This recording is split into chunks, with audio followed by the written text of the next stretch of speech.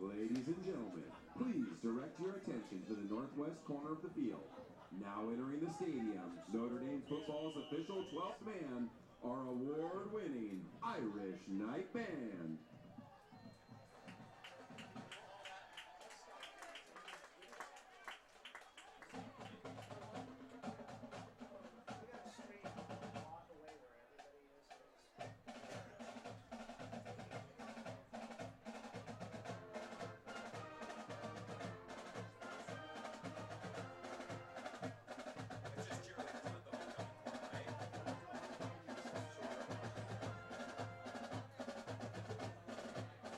Ladies and gentlemen, following the band, we have the cheerleaders of Notre Dame High School.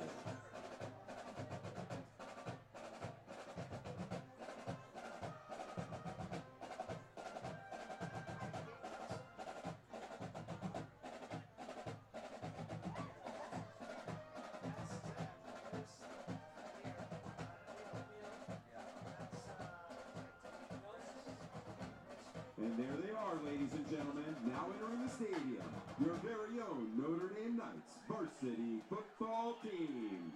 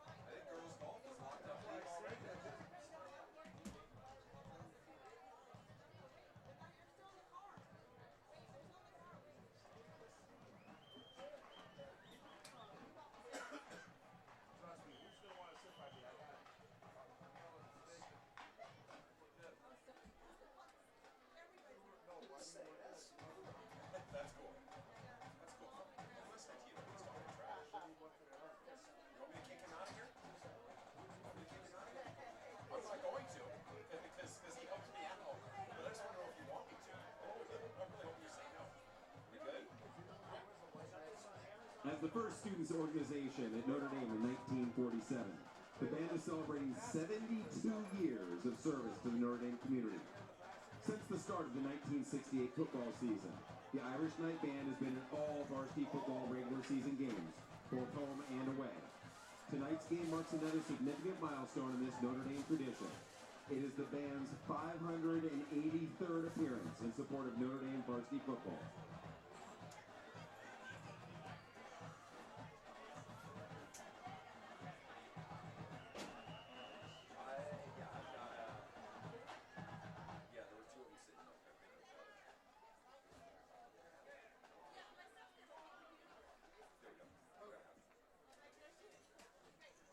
Ladies and gentlemen, if you would please rise. We will begin tonight's game as we begin all things at Notre Dame High School. In the name of the Father, and of the Son, and of the Holy Spirit. Amen. Lord, we give you thanks for our many gifts, for our families, for our friends, and for our communities. We pray that we may bring you glory by using our gifts to the best of our abilities to make the world a better place. We pray that this contest tonight will be a demonstration of character, of pride, and of sportsmanship by the players, by the coaches, and by the fans. We ask this in the name of the Father, and of the Son, and of the Holy Spirit. Amen. Now, if you would please join the Irish Knight Band in our national anthem.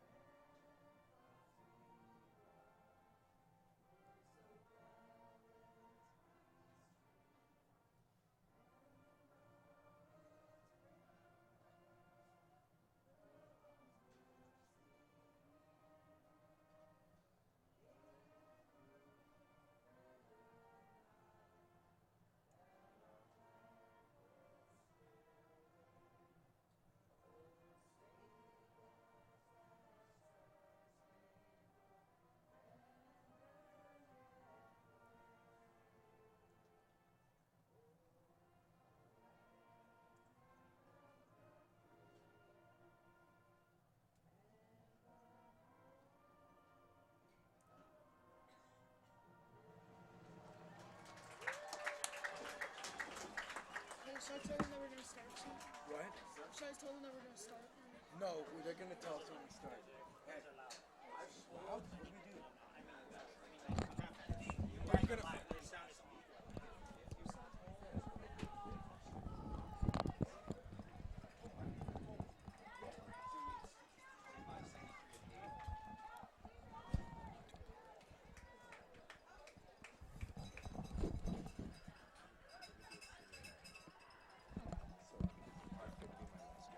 Ladies and gentlemen,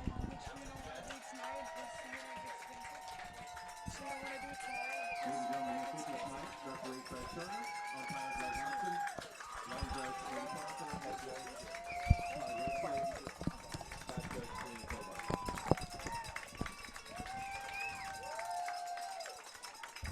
Good evening, ladies and gentlemen, and welcome to tonight's scheduled varsity football matchup between the Notre Dame Knights and the Loyola Cubs. My name's Duke Drew, joined by David Galis. We will be your announcers tonight. So, David, let's start off with some impact players. Who do you think will be an impact player for the Notre Dame defense? Well, I've got to say probably the most important player for the Notre Dame defense tonight will honestly be junior Jacob Moore. In the last game, a win versus Sarah, he got 9 tackles, 5 for loss, and 3 sacks. So, overall in the year, he's done really good. Just even last year, on his first year on varsity, he was a stalemate of the defense. So he's just been continuing that trend over the last 2 years, and I don't think anything can stop him in general. Yeah, that's for sure. Because Jacob Moore, he had his best game of the year so far last week against Sarah in the 17-6 victory. But so far, Jake Moore has 9 sacks, a blocked punt, a fumble recovery, and 137 tackles. That's insane. I mean, yeah, compared to even both teams in general, it's such a huge number that none of the other players match up. It's insane what he's been able to do this year. Okay, how about the Notre Dame offense? Who's some impact players? I've got to say, I think overall the impact player will be senior number 3, Sean Guyton. Last game against Sarah, there wasn't a lot of offense in general, but he was able to get 3 catches at 48 yards.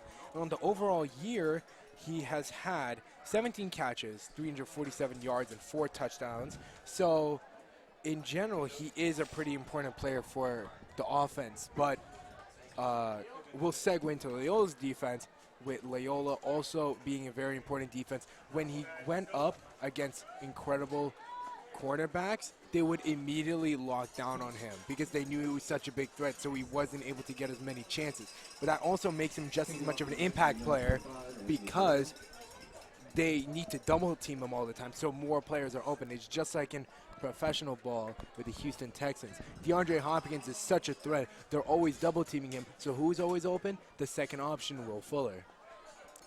Yeah, tonight should be a very good matchup, seeing Sean Guyton get defended against Sayer Wright, who's a 4-star cornerback and wide receiver, with offers from places like Oregon, Arizona, Nebraska. Now, just really quickly, some impact players on just Loyola. Just name some impact players for Loyola. I've got to say, just like you were saying, on defense, Sayer Wright, and for offense, it would be their quarterback, Braden Zermeno. He had a pretty good game against their win against Sarah because the game they were supposed to play against Alameda was canceled due to the fires that happened. Praying for everyone there too. But on the last game, he had 4 of 9 passing attempts with 52 yards and a touchdown. But his more impressive range was in the rushing, which was 4 carries, 125 yards, and 1 touchdown. That is really good for a quarterback. I mean, you don't usually see quarterbacks getting 100-plus yards, especially in high school. So it's great numbers for him. He's just so mobile. Yeah, something that was really interesting that you pointed out is that he only had 4 rushing attempts, and he had 120 yards. So he basically ran at least 30 yards per carry, which is insane. Not only for a cornerback, but just for anyone. That's insane. We don't know exactly which place he did it on. It could have been like a 1 carry, 75-yarder, and then a second carry was like 2 yards. But in general, just like, 125 yards in general on 4 carries. It wasn't like a 30-carry night or anything. It was 4 carries. It's very impressive what he was able to do. So we're going to be able to see the Loyola offense come out first Braden Zermeno is going to be out here first to start the game off.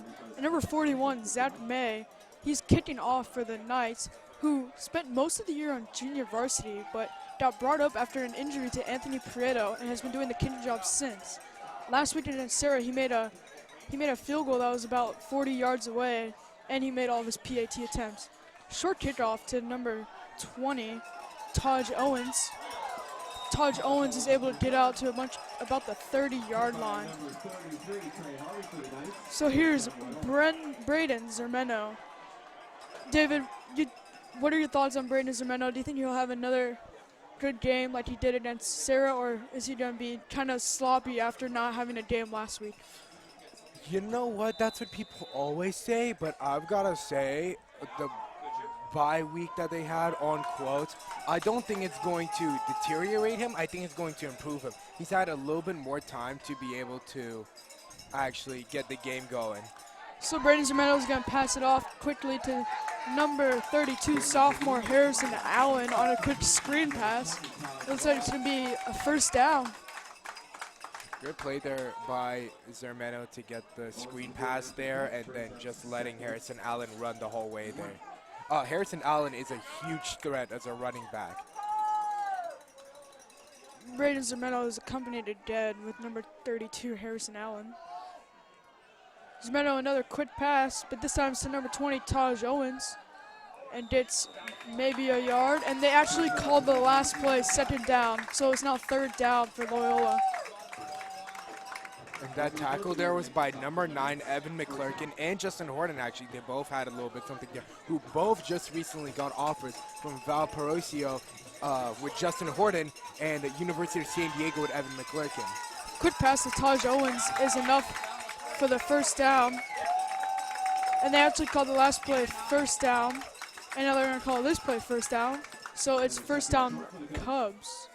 They're actually calling it second down. My apologies. It seems that Loyola is actually going really fast with their plays. They're going immediately into their snaps and just immediately going off. There's no waiting for them. Zermeno drops back. Another quick pass to number 20, Taj Owens. This time gets enough for the first down.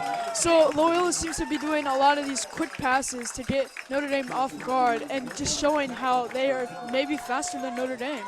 Yeah, I think that Loyola's coach, Drew Cassani, realized that Notre Dame has a really hard run defense to get through, so he's not really using that to his advantage. He's using more short passes at the moment. Handoff to number 32, Harrison Allen, is a gain of 4, second down. And you can see that Cassani really wants him to go off. This is around like 10 seconds since the last play. They're not waiting at all.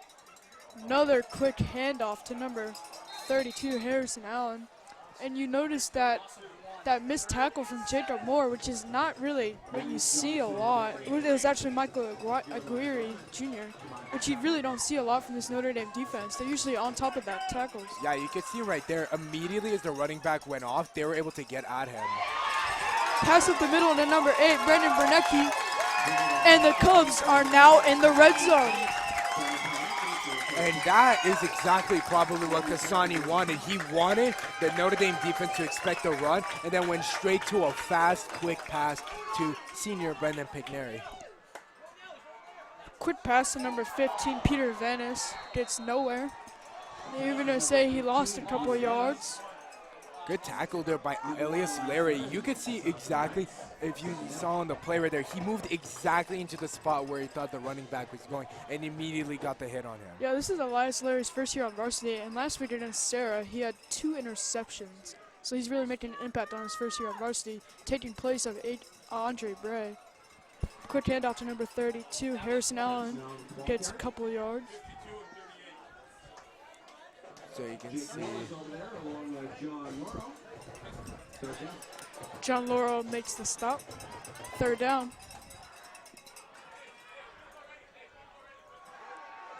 This Notre Dame defense is swarming Zermeno, and Zermeno's sacked. So it's going to be fourth down for Cubs. Taken down by number 2, Jeremiah Garman. You know, that was a huge stop for Notre Dame, being able to stop them and having them attempt a field goal. Oh yeah, definitely. Notre Dame definitely doesn't want the full touchdown. So they're going rapid against their offense. They're fine with the field goal. Diego Burgos is out for the field goal. It's going to be around a 39-yarder. Kick is up. Kick is good. It is 3-0 Cubs. That'll be the first points of the homecoming night. Now let's see what Notre Dame can do on their offensive drive. Excuse me, sir.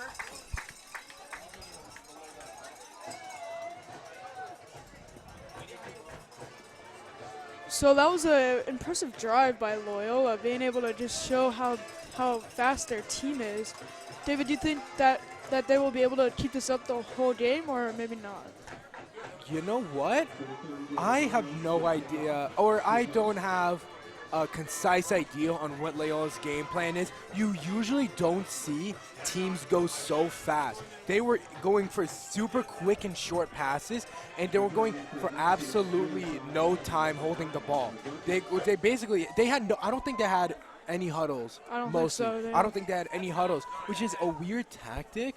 But it worked. It's been working this year. I mean, last year they were 1-9 in the league, and league 0-5. But right now they're tied for 500 overall, 3-3, and they won their first league game. So definitely not going against Drew Kasani here. I think whatever he's doing, it's probably working. But let's see if he wants to. Maybe it's kind of like an image that he's trying to make, and then he'll switch to another game plan. Sean Dighton with the return. Dighton finding some holes. It looks like he's going to be stopped at around the 25-yard line. So let's see how Zachary Siskowitz can answer after a field goal by Loyola.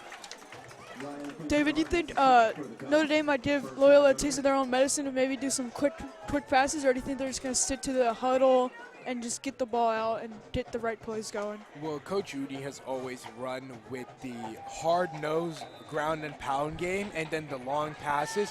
So I don't think he'll go away from that because he's always been a hard believer of that. I don't think he'll shy away from that game plan. Zachary Siskowitz hands the ball off to Santi Weschler. Looks like for a game of around 8 yards. And Santi Weschler last week against Sarah had 6 carries for 87 yards and a touchdown that was about 50-yard touchdown.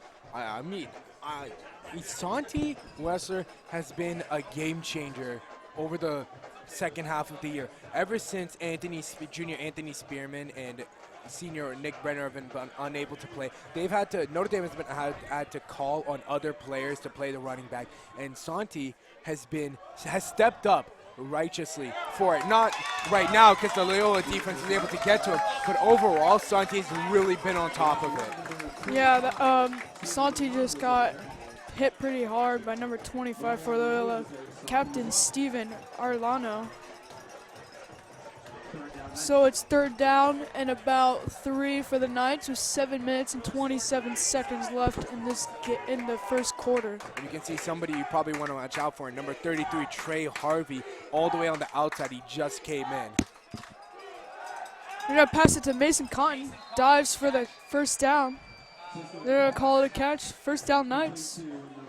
Mason Cotton has had a pretty good year. This is pretty much his first year on varsity, but Notre Dame has really been able to use him great as a wide receiver. He hasn't had any touchdowns so far, but he has had overall in the year 232 yards, excluding the catch right there. So he's had a really good year just on being able to catch in clutch situations.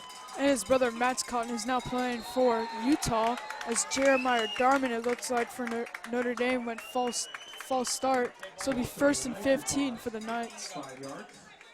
You know, that just shows how hungry both of the sides are. Both Loyola and Notre Dame immediately started moving when Garmin got the false start off.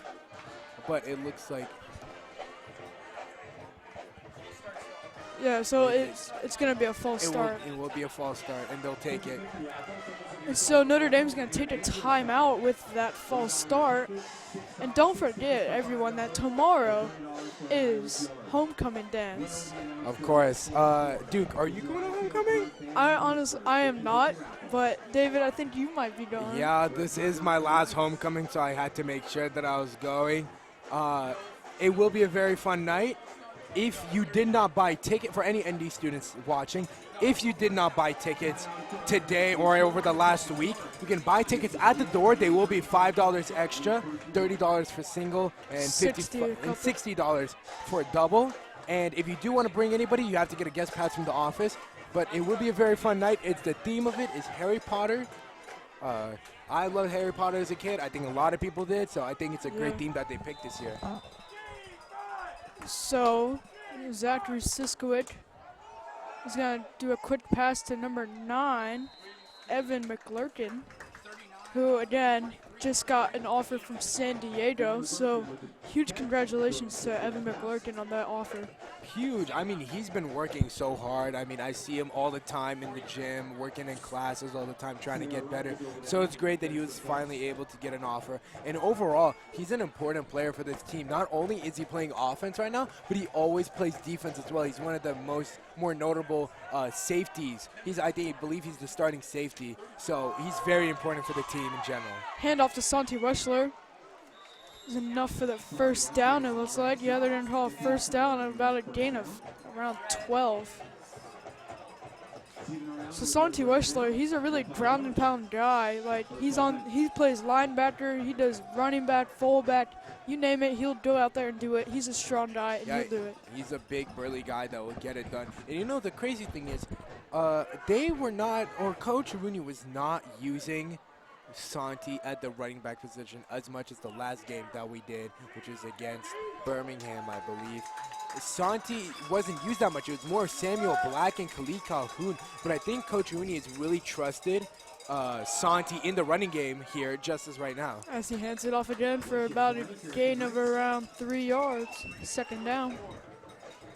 So this Notre Dame drive so far has been the complete opposite of Loyola. They're taking their time. They want to get the right calls. As Loyola, they just did the quick passes and no huddle and just really try to beat them with their speed. Yeah, it kind of shows you a difference in generations. Coach Rooney has been the Notre Dame coach for so long and he's used the same game plan.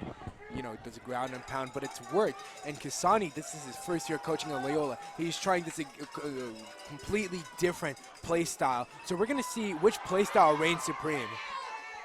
Siskowicz passes it to number 88. Henry Deacons still on his feet, and now he's down. First down and a lot. Knights are now in the red zone. I gotta say, Henry Deacons is one of the greater passing tight ends that I've seen play, like in the time that I've played high school. I've never seen a tight end that has been able to get more open. Like, he plays as a real tight end. Normally in high school, when you see a tight end, they usually play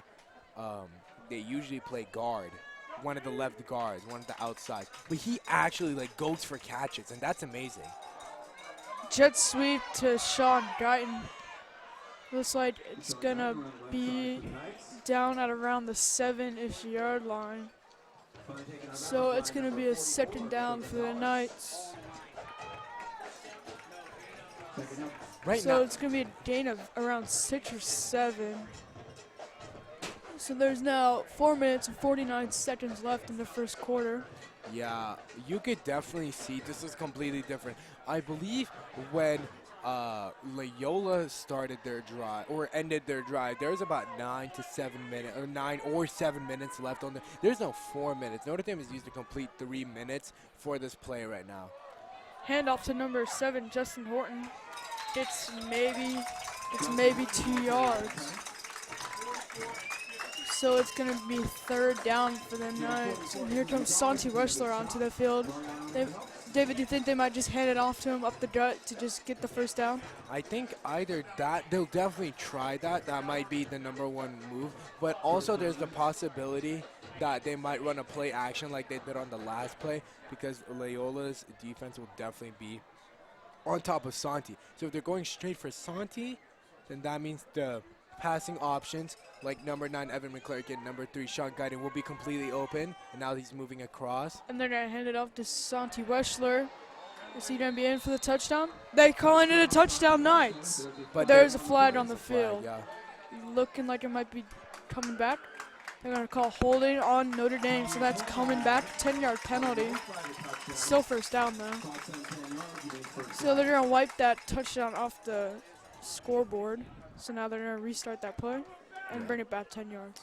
And one thing I wanted to talk about is the offensive line for Notre Dame has had a few changes. There's been a few injuries and unable to play over the last few weeks. Tadashi Butler, Justin Swanson, just to name a few. So right now, the starting lineup for the offensive line is a little bit different. There's number 2, Jeremiah Garmin. There's number 70, Suleiman Adeoye has come back. But there's also number 53, Nick Navarro. Number 10, or number 70, sophomore Cortez Cole. There's a few changes. Let's see if they can step into the play. And there's Mason Cotton's first touchdown of the year. They're going to add those points right back. Touchdown Knights. I've got to say, this is what I said the last time we did this. I wanted Mason Cotton to get a touchdown, and finally, the man has got a touchdown. I've got to say, Mason has been one of my favorite players this year. For coming in on such a short notice, he's been able to be an impact player in the passing game right away. I mean, the amount he's been able to make has been really good overall. Just being able to keep open, 230 yards over the year is not something normally for a first-time varsity player. And it looks like the extra point by number 41, Zach May, is no good. So it is a 6-3 ball game. So Loyola can tie this up with a field goal, or they can just have the lead with a touchdown. So let's see if Loyola's going to keep the same mentality and just do no huddle and just really try and make Notre Dame tired, the defense tired.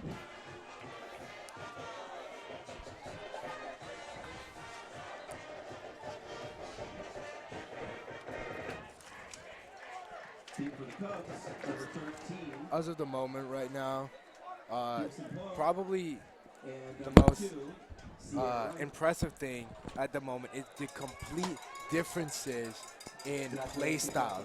Notre Dame is a complete run and pound, ground and pound, and then all of a sudden they'll go for a quick pass. And Loyola is going for quick passes all the time and no huddles. That's something I've definitely never seen before. I just want to see how the game plays out in general. I want to see how this kind of play styling from Coach Kasani can work. So back for the kick for Loyola is number 2, Sayer Wright, and number 13, Gibson Plum. And it's going to be Sayer Wright with the ball. Going to the opposite side of the field, showing his speed, still on his feet, and he's down at around the 33-yard line. Attention everyone, remember that the Creature Feature is here. Next Saturday, October 26th, TV Production will present their annual Creature Feature event. Starting at 10 a.m. in the lecture hall, this year there will be a screening of Get Out, followed by a Q&A session with actors and production team members of the film. For more information, please email ndhsvideos@gmail.com. Again, that's ndhsvideos@gmail.com. Or see Ms. Harkins James in TV Production, room 51. That is a great opportunity to see Get Out. Definitely one of the best films of last year that anybody should have watched. Everybody should have watched that movie. There's 2 motions right here. Number 13 goes all the way across. It's going to be handed off to number 32, Harrison Allen. It looks like it's going to be a gain of around 4 to 5. They're going to call it 4 yards. And actually, something I want to point out to you, as you can see on the left end right here, number 58, sophomore Ezekiel Larry, he has not been able to play that much this year, but right now he is playing. And in their last game, he had 2 tackles, 1 for loss, and a blocked field goal. For being someone not playing as much this year, he's had a really good, he had a really good game last year. And he also has an offer from Southern Mississippi as he takes number 13, Gibson Plum, down. So it's going to be 3rd down for Loyola.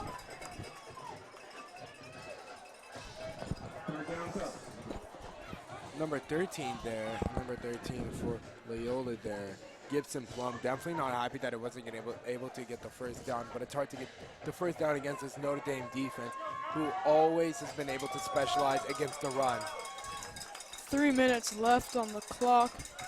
Double motion there for the Cubs. There. Another This motion. is another. Then it's handed off to number 32, Harrison Allen. And they're going to call it a gain of 1. So it's going to be 4th down for the Cubs. I think you've definitely noticed what happened there, that 3 and out. There was multiple motions on every play. That's already showing me Coach Gasani is trying to be really creative, but as of the moment, it's not working for Loyola. They just had a 3 and out. They're going for the punt right here. The last thing they got was a field goal, but that was at the very start of the quarter. So let's see if Kasani will try and change it maybe. Oh, that's a fake. No, it's blocked. Looks like it was blocked by number 23 for the Knights. Huron Pringle. Mason Cotton picked up the ball, almost scored his second touchdown of the night, but was taken down at around the 7-yard line. That was just a mess up by Loyola there. The punter was not able to get it off at all. And Mason Cotton almost got his second touchdown in around 4 minutes from that. That's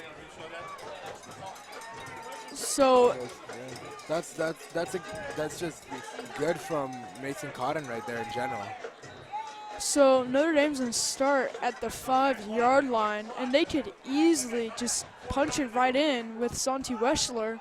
But let's see if they do that, or they might go on the outside. It's maybe Samuel Black. This is easily the weirdest Triple number of option. plays that has happened. Triple option is handed off to number 3, Sean Guyton. Got nowhere on that game.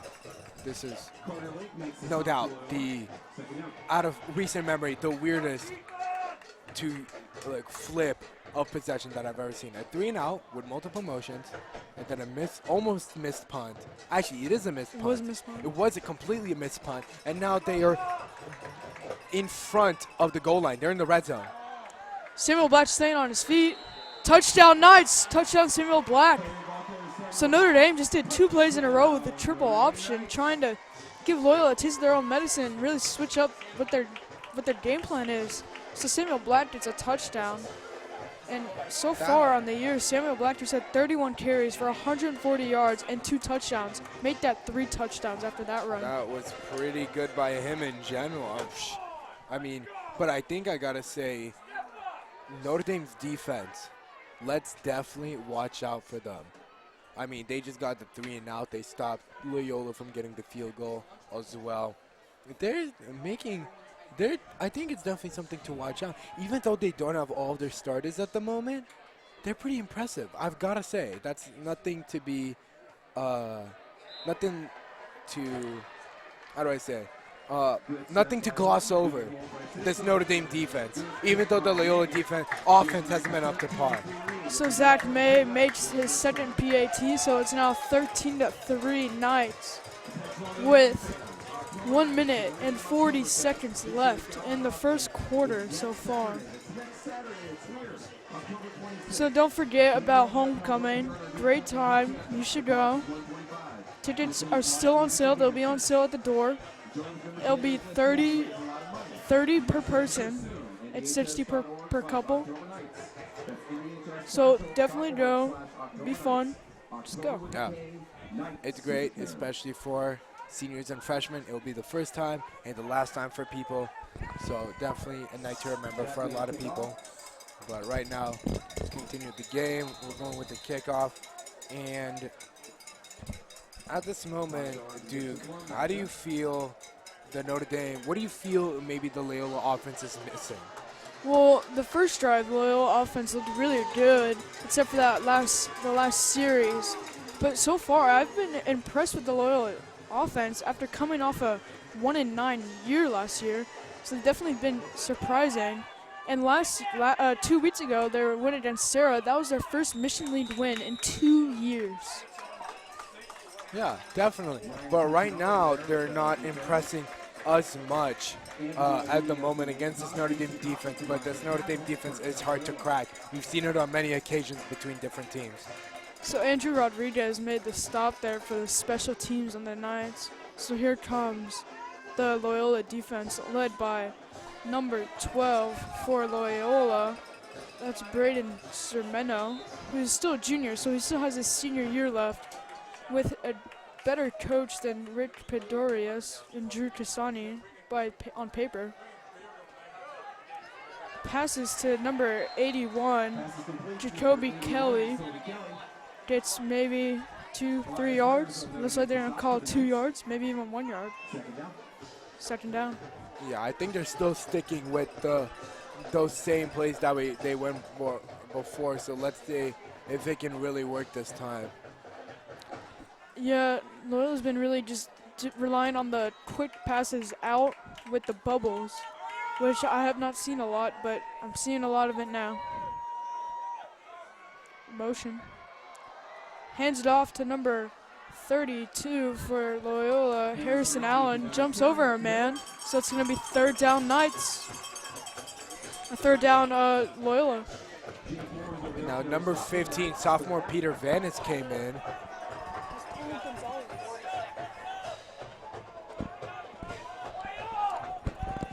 So Zermeno is back onto the field with number 32, Harrison Allen, in the backfield.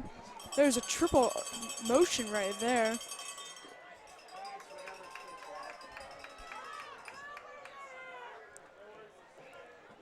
Zermeno with the snap. Looking to develop a play. And he's just going to, almost intercepted by number 3, Sean Guyton. Number 84 for Loyola, Michael Jones is wide open for easy enough for the first down, but Sean Guyton was able to dive in and stop that play, so now it's fourth down for Loyola. The pressure there by Notre Dame, Ezekiel Larry and Adrian Aguirre, both of the ends, immediately going for him, and then Trey Harvey coming in and disrupting him, and then the last defensive back coming in and passing it out. I mean, what a stop there between all of the Notre Dame defense. So they're actually going to throw a flag on the Knights for roughing the passer, so it's going to be a first down for Loyola. This is the first time Loyola is in the huddle so far tonight. It looks like they might be switching it up to get something new out of this.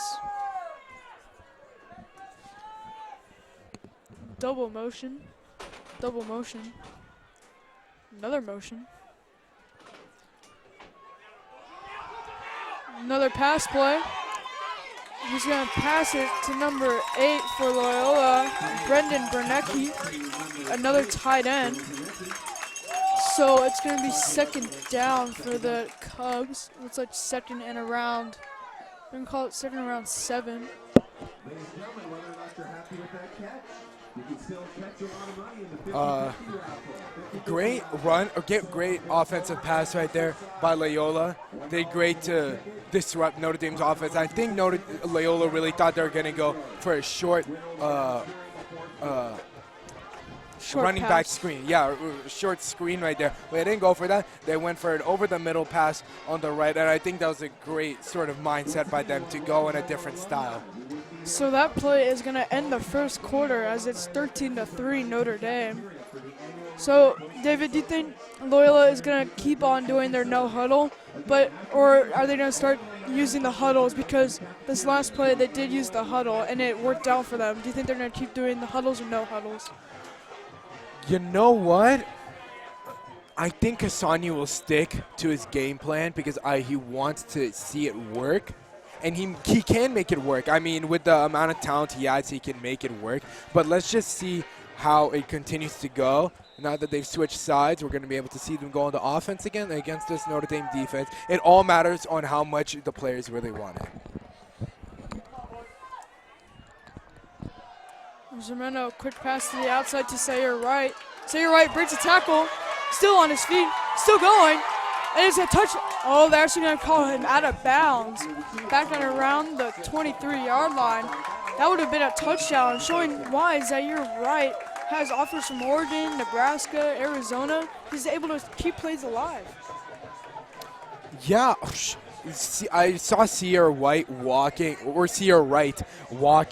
along the sideline. I didn't even see that he came into the game. He usually doesn't play on the offense, but right now he's coming in. I think Hassani knows that he's become an even bigger threat now. He's a big threat for this Notre Dame offense, and he really wants to see him shine right here. Something interesting to point out is that Sean Guyton's not covering Sayer Wright, which I thought would be the matchup because those are both the #1 options. So, I don't know. Let's see what Coach Rooney's doing. Yeah, in the Birmingham game, it was Sean Guyton and also their #1 that continued to harass each other. They were on offense, defense against each other.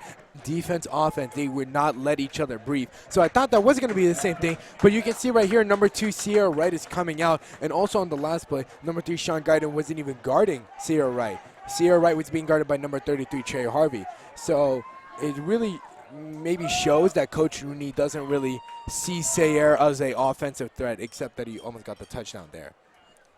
So it's going to be in the red zone. Quick handoff to #32, Harrison Allen. Gets brought down. It looks like it's going to be 2nd down for Loyola. Around 2nd and maybe 5. So Notre Dame's defense has really not been as good as they've been all year. David, what do you think is happening so far with the Notre Dame defense? Yeah, so far, you know, in the first 2 series, they did good. They had the 3-and-out in the second series. But right now, I think there's a little bit of a change in the Loyola game plan that Coach Rooney is really trying to see what they're doing. So he's working with a few different things. These double motions are definitely not something that you see all the time, and the little screen plays as well. Zemena rolling out to the right. Pass intended for #15, Peter Vanes, but it's incomplete. So it's now 3rd down for Notre Dame. Now this would be a huge stop for the Notre Dame if they're able to get Loyola to a field goal instead of a touchdown. Oh yeah, definitely. You saw right there #35, Santi Wessler, immediately driving towards Braden Zamorano. There was a blitz there, and he worked it perfectly that Braden had pressure, and he wasn't able to get a complete accurate pass to Peter Vanes, who's completely wide open. That was definitely going to be a 1st down if he was able to catch that. Maybe even a touchdown. Maybe even, but now we'll see if they can do it in this next play. So in the backfield was Zemena, #20, Taj Owens. Another motion. Zemena with the ball, rolling out to his right again, passes it into the end zone, and it was intended for #81, Jacoby Kelly, covered by Sean Guyton, and Sean Guyton's able to push him out of the way and make sure he doesn't catch that, so it's now 4th down. Ooh, the Loyola crowd is not happy with that decision. They feel it's a pass interference, but the referees don't agree with that, and they're not going to call anything. So now there will be a 4th down field goal. Here's Diego Burgos to try for the field goal. Kick is up, and the kick is good. It is 13-6, Notre Dame, with 10 minutes and 45 seconds left. Now, David, that was a huge stop for Notre Dame, having it still be a 1-possession game. But instead of a field goal game, it is now still a touchdown game. So, do you think this Notre Dame offense is able to score on offense as touchdown, so this game should still be out of reach? Oh yeah, I mean, on these last 2 drives, they've been able to do really good. You know, this last 2 drives, they were able to score touchdowns with the Mason Cotton touchdown and the Samuel Black touchdown after the Mason Cotton recovery. So, over the trend that's happening right now, it doesn't look like the Loyola defense is able to stop the run game at the moment. So let's see if they'll try to change anything up. You know, Notre Dame has always been hard to stop. Both teams have been hard to stop, except Notre Dame has been able to get into the goal zone, and Loyola has not been able to capitalize where they're in. They've both been in. It's just Loyola isn't able to capitalize. Notre Dame's red zone defense has been outstanding against this Loyola offense. So the ball is kicked off to #3, Sean Guyton. Guyton with the ball, looking for his options. Running out to the right side, cuts back in, still on his feet, and just brought down. Oh, he gets stepped on. And he gets brought down by #43. The Loyola fans want a flag. I'm not sure what for, but it looks like they're not going to get it. So 1st down Knights at around the 41-yard line. You see the little juke there by Sean Guyton. He's always been a juke kind of guy, and that was a really good juke by him to get a few extra yards on the kick return. So here comes the offense led by Zachary Siskowicz. And interesting to point out is that Santi Wessler is not in to start the first down, but it's Samuel Black. But I think, if it's my opinion, I think it's just for this down, he'll be back in soon. Yeah, I think Coach Rooney wants to establish a little bit with Samuel Black. He's really been, originally he's always been a type of one-person running back game. Last year, where he used to be that, but now he's more of a multiple running back kind of person. Last year we saw that with Christian Grubb and Sean Guyton and Maurice Johnson getting a lot of, and Mikhail Broussard getting a lot of touches. Now it's Anthony Spearman, Maurice Johnson, Santi Wessler, Samuel Black, Khalid Calhoun. He's just giving a lot of, Nick Brenner as well. He's giving a lot of people chances to run because he knows that they're all great runners because Notre Dame runs on running. QB keeper with Zachary Siskowicz. It looks like he might lose a yard, so it'll be third down for the Cubs. Yeah, that's Siskowicz's first run. Just like I was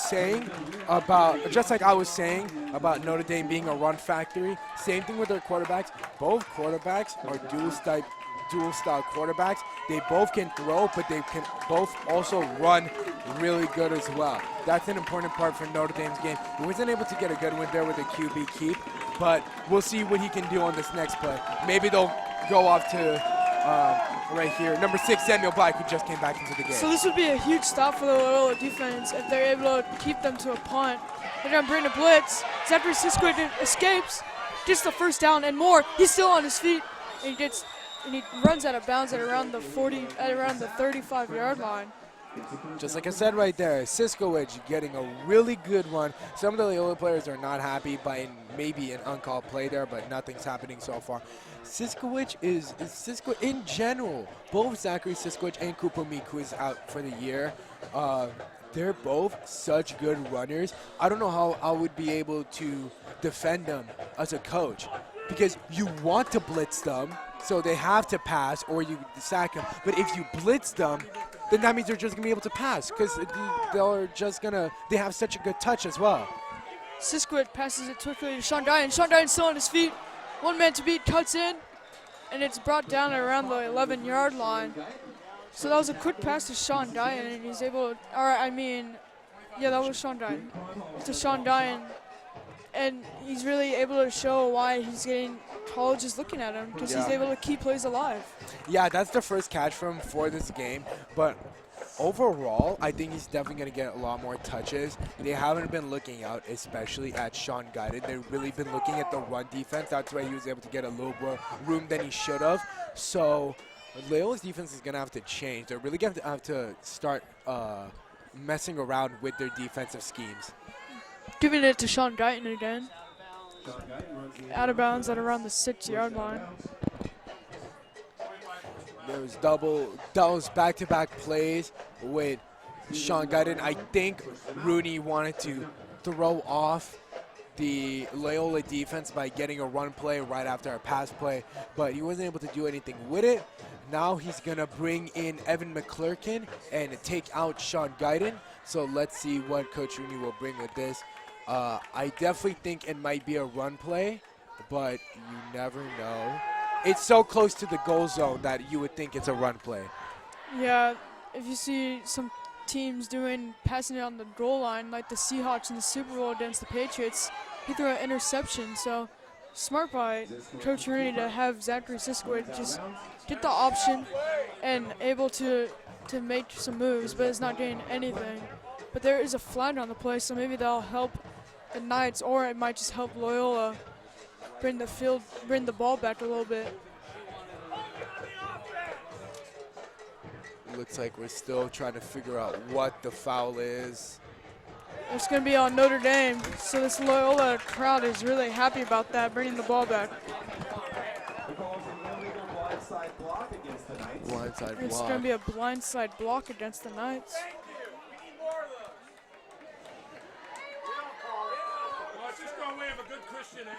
So that's going to be a 15-yard penalty for the Knights, which is keeping them out of the red zone, which was a huge flag on Notre Dame, which could really risk the game. $1 a ticket, 6 tickets for $5, or $20 for an hour charge. Sisquit delivering the play.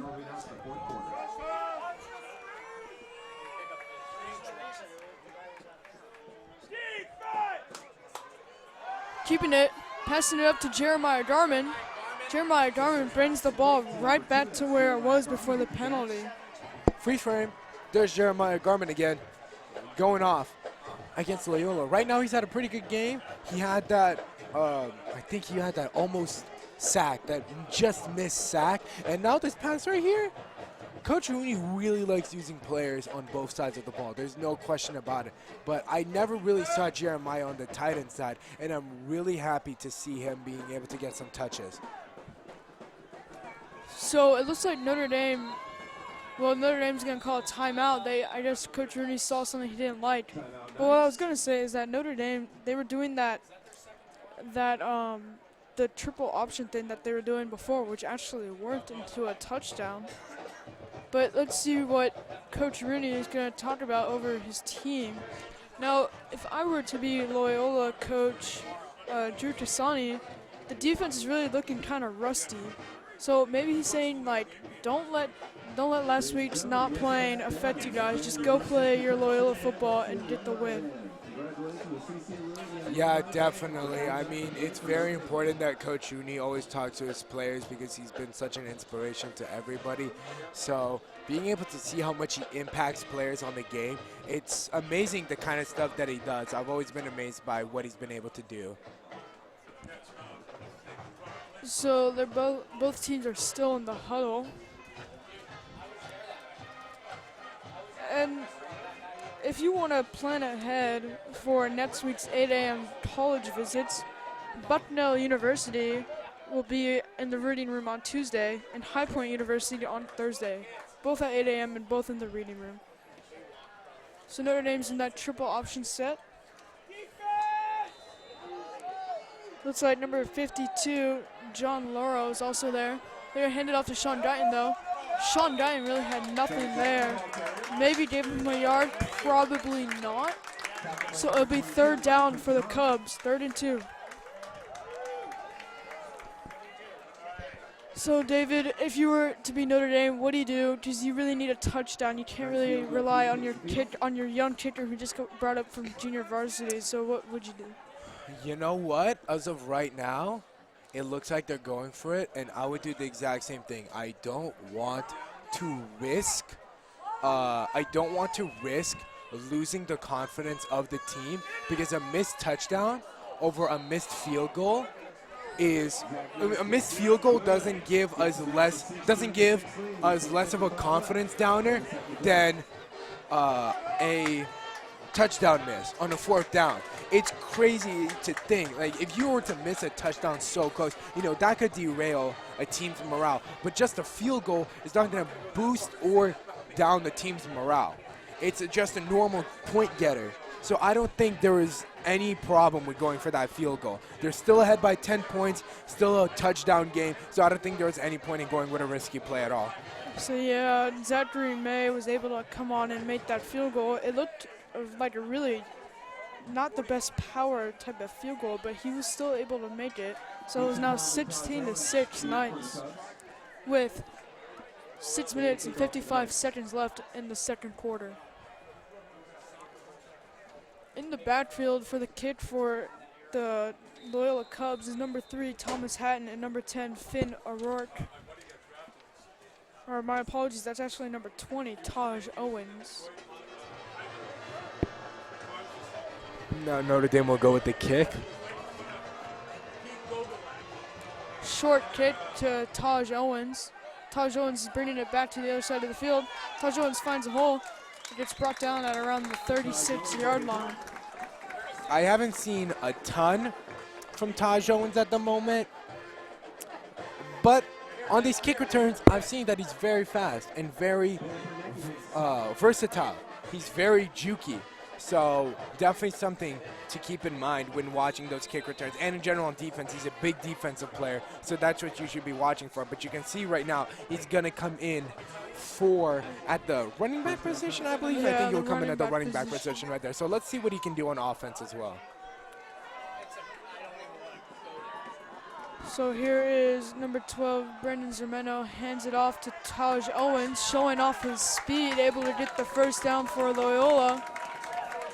And I think that's going to be the first non-double motion, non-play action, non-sweep play right there by Loyola. They're going to go with a straight up the middle run with Taj Owens, and I think that was good. Taj Owens is just way too fast for people. I don't think you could get by him. It looks like they're going to keep Taj Owens in the game, seeing that he's kind of hot right now. He's going to be hot right now. I mean, he just got that good kick return. He got that good run right there. They might go for it again. And they do. Taj Owens gets about 3 to 4 yards on that play. So it's going to be second and around 6 with 6 minutes left in the second quarter as the clock is still running down. John Laura helps. Second down. And Taj Owens is brought down by John Loro. John Loro, number 52. Yeah, I think we definitely have to watch out for Taj Owens right now. They're keeping him in the game. I definitely think he's going to play a major impact now. This time it's handed off to number 32, Harrison Allen. Gets no yards on that play as he gets brought down by number 54, Quentin Lyons, who is one of the captains for this varsity team. He has been on varsity for 3 years now. He's been a very important player. And even this year, he's been very important. Over the year, he has had 23 tackles, 4 for loss, a sack, and a fumble recovery, now being about 24 tackles and 5 for loss. So definitely think he's been really good overall this year and definitely living up to his captaincy. Empty backfield for Zermeno. Quick pass to number 32, Harrison Allen. Looks like Notre Dame thought it was a fumble, but the refs are going to call it as an incomplete pass, and it is 4th down. Yeah, number 2, Garmin almost got to touch there, and then Justin Horton was able to get the last tackle on that before. That was a big misplay right there. It goes to 4th down again, another 3 and out for Loyola. Their offense really isn't stepping up. It's only been 2 field goals so far, while Notre Dame has had 2 touchdowns and a field goal. So I feel like, they went for a fake. Going for a fake. Number 22, Ryan Quintar, is still on his feet, and it's a first down for the Cubs. That fake paid off for the Loyola. Risky play call, but it worked. Gotta say, that is the first time I've ever seen a fake field goal or punt ever in a high school game. I have never seen a coach be so risky in something. Gotta give it up to Coach Cassani. Never seen that before. Gotta give props to him.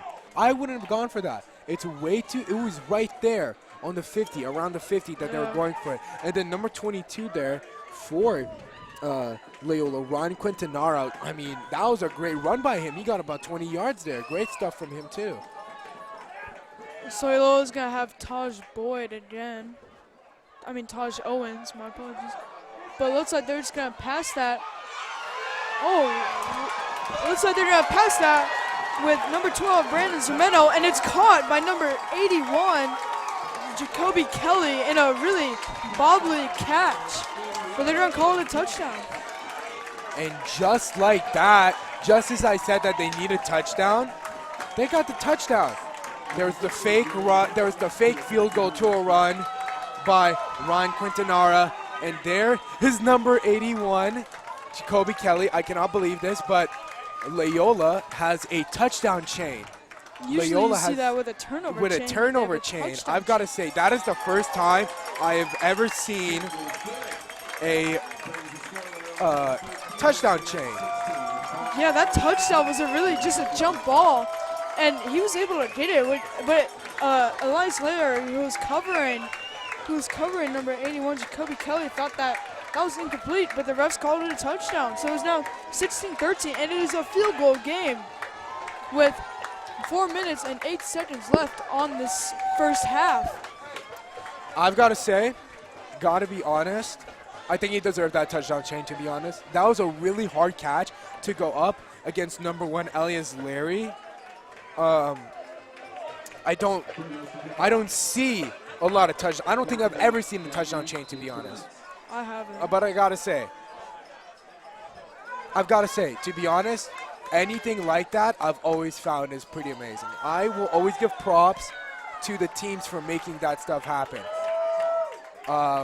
Just the fact that they got all of that, they fixed it for them. I mean, I think it's a great thing in general. It boosts such morale. Sean Dyan with the return. Gets nowhere, but still on his feet.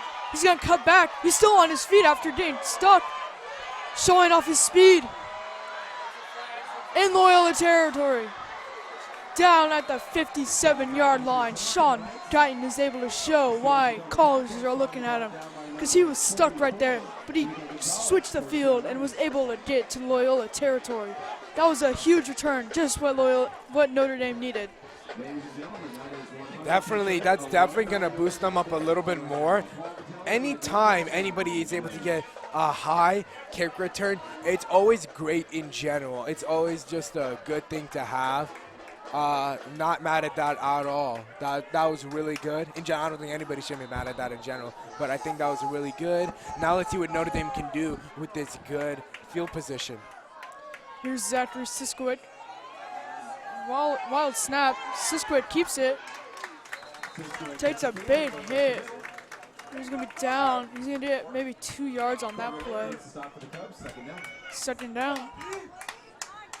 This Loyola side is they're really excited about what's happening so far in this game. Yeah. They really want to cheer on their guys to victory. Gotta say, definitely one of the loudest away crowds to see. And Loyola is very far from Notre Dame. Gotta say, they're very far. So I'm impressed by the amount of crowd here. But Notre Dame, if you can see the crowd, it is completely full tonight. I have never seen completely full stands before, and it's a sight to behold. Oh. And that pass is blocked by Dominic Belissi and Joshua Long. It looked like both of them had a little piece of it. Yeah, so Zachary Siskowit pass gets blocked, and it's now third down. It's a third down already. Might Notre Dame be in a 3-and-out situation? Number 34, Joshua Long, getting for the tip right there. That was really good. That was like a blocking. That was like a block right there. He went straight forward. He wasn't trying anything else. He just wanted to get it out of the hands of any other receiver but himself. So here's Zachary Siskowit looking for a pass. Drops back. Getting flushed out. He's going to keep it and gets maybe 2 yards, but there is a flag on the field. Let's see who it's on.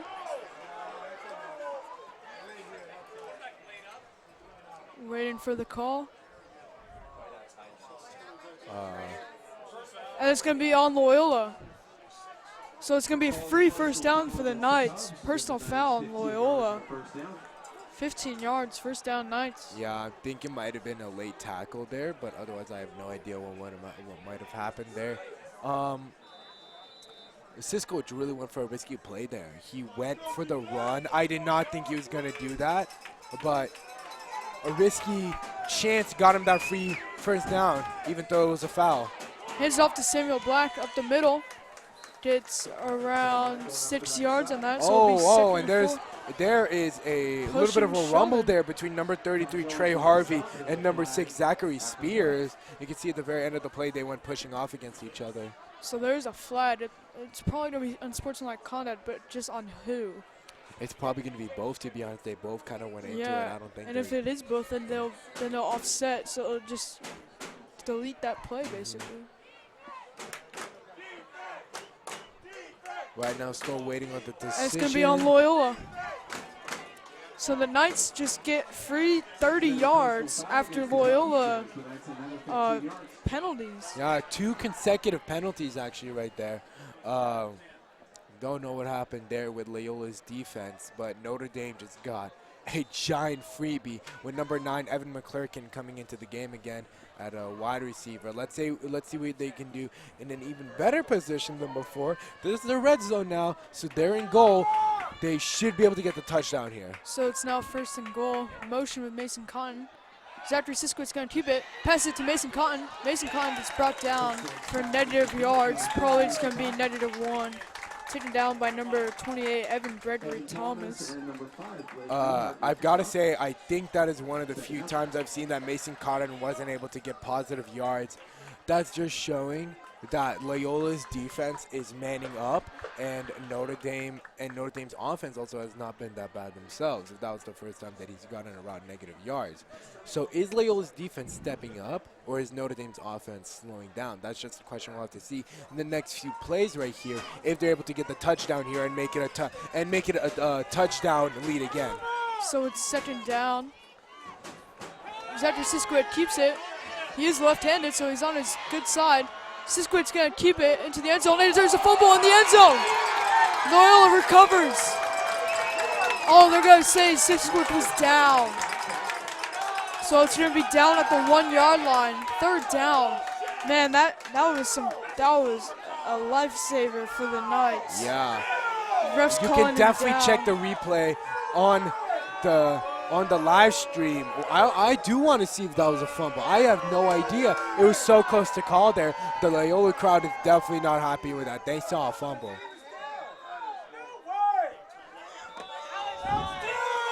So this Loyola side is really mad, and Loyola's going to call a timeout just to really set the mood and just relax their team. And now there is going to be 1:30 left on the game, on the second quarter right now in this first half. That was a pretty adventurous first half. You saw Notre Dame get some pretty easy touchdowns. You saw Loyola have some 3-and-outs, and now you're seeing a little bit of a change.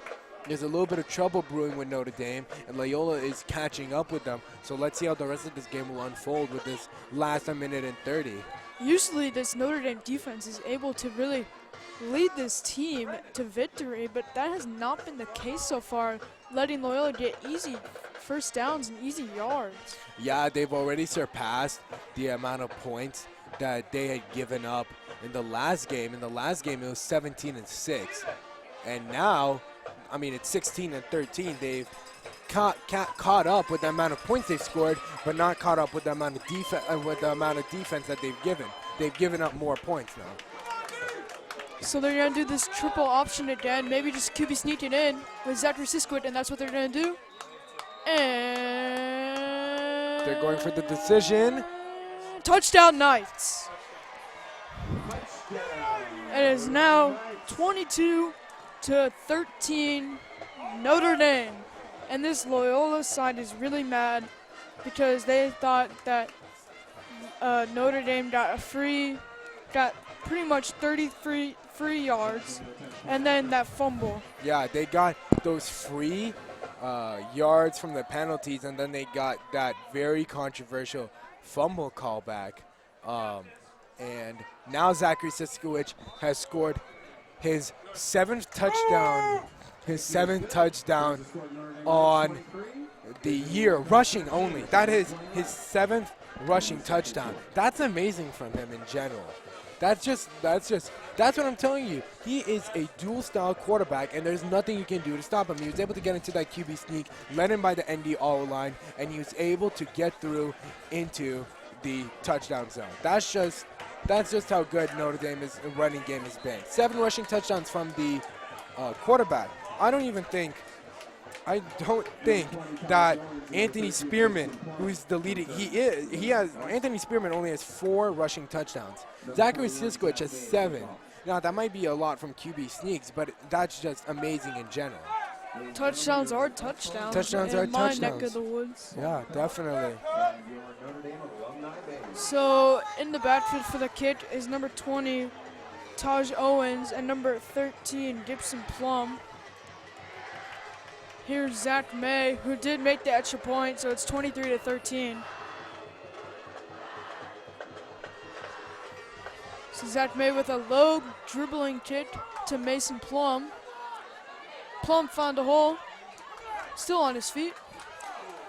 and a collection of Knights bring him down, including number 14, Carlos Señeros Coronado.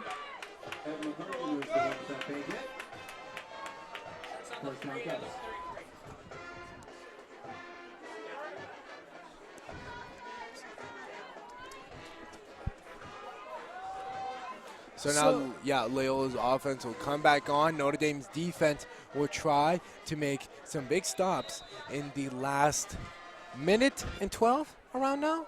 So let's see if they can stop this Loyola offense. Loyola's going to go for some deep passes. That one's not deep, but it's number 32, Harrison Allen. Hopefully he can make a play. There's a flag on the field. It looks like it might be face mask. Sean Guyton is over there to make a hit with Will Johnson. Second down. You're seeing that Kasani is going for a little bit more, not normal, but more traditional style now. He went with those deep verticals, those straight verticals. Oh, and now they're going really far now, yeah. So there was a face mask call. So it is now 3 yards again for the Cubs. Yeah, 15 free yards. But as I was saying, even though he did go for the short running back pass, he's going for more normal passes now. Quick slant to number 81, Jacoby Kelly, who did have that crazy touchdown pass.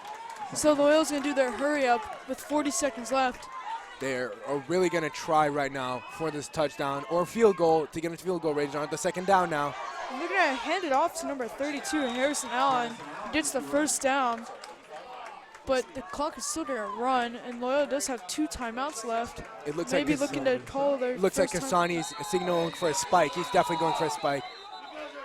And instead of Loyola calling their timeout, Notre Dame's going to call their third and final timeout.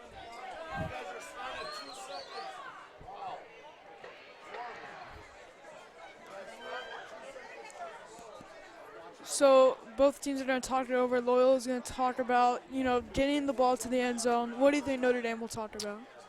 Notre Dame's defense will definitely talk about more, I think, of the passing options. Loyola is really leading with passing at the moment. So I think Notre Dame is definitely going to try and push their middle linebackers back and their safeties a little bit, not too far because they're already pretty far up the field. I think they'll move them into more of a normal position. So definitely middle linebackers a little bit farther back or maybe a little bit wider because they're definitely going to watch out for the short passes. But in general, I think Coach Rooney is emphasizing that the defensive backs have to watch out for the receivers. They're definitely going for the pass options. I don't think they're going to try for the running options as much. So passing is going to be a big thing for them at the moment. Zermeno drops back. Passes it to number 15, Peter Venice, nearly intercepted by number 33, Trey Harvey. And you can see also that number 27, Maurice Johnson, slid in on the right, and then when he saw that he was looking left, he came back into the left. You can see they're going a lot wider. The middle linebackers are going a lot wider. Here's number 38, Jake Moore, and number 27, Maurice Johnson. You see they're going wider now. And that ball is blocked. That was blocked by number 85, Michael Aguirre Jr. Or my bad, Adrian Aguirre. Good tap right there by Adrian. Adrian's been a big player for the defense at his right end position. At the moment for this year, he's at 21 tackles, 7.5 for loss, 4.5 sacks, and now 2 pass deflects. So, been a really good year for him. Still only a junior, so he'll be coming back next year, and we'll all be happy to see what he can do his senior year. And this is his second year at Varsity, so he has the experience. Zermeno giving an audible to the offense. A little jump. A little jump on Notre Dame. It looks like that is Michael Aguirre who just had the block pass. Oh, they're actually going to call a false start on Loyola. Oh. So false start on Loyola, they're going to bring the ball back 5 yards. And Michael Aguirre almost just had a big play and then had a not so good play after.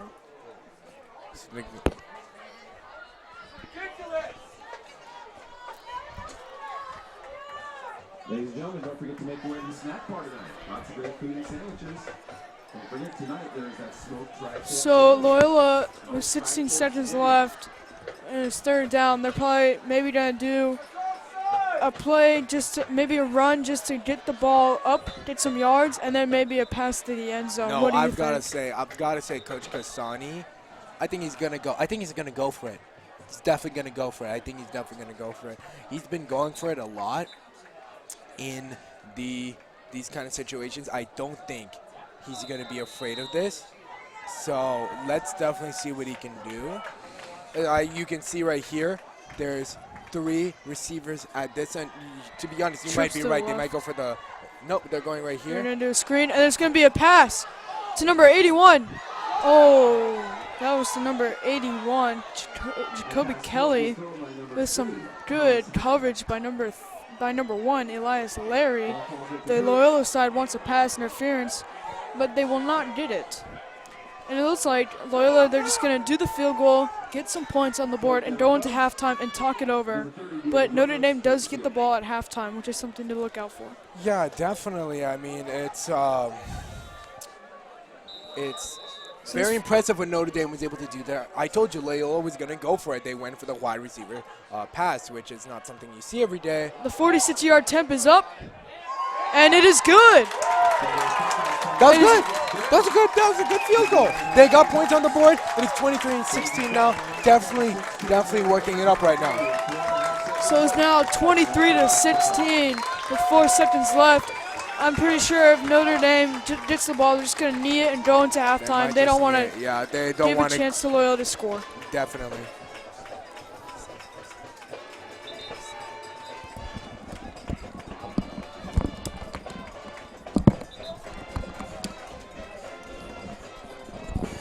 So here comes the special team units out for the Knights. They're probably just going to look to secure the ball, catch it, maybe run around to chew the clock, and then knee it and go into halftime.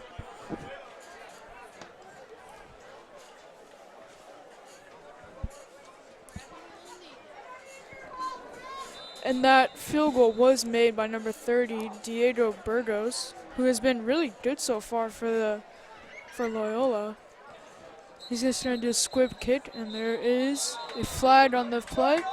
And they're going to call a false start on Loyola.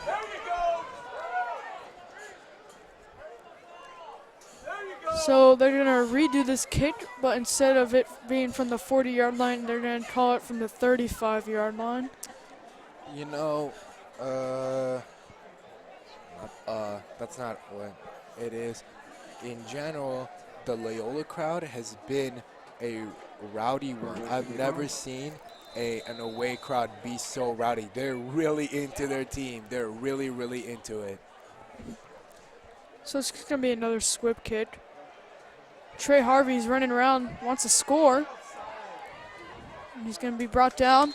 And that's going to be the end of the first half, 23-16. And for the second half, we are going to have a story on homecoming court. The boys are Andre Bray, Marco Jimenez, Sean Corey, Parker Tweedley, Grant Venabale. And the girls are Daniela Lake, Amber Norman, Lori Razan, and Selena Torres and Camila Wilson. We'll be right back after this story.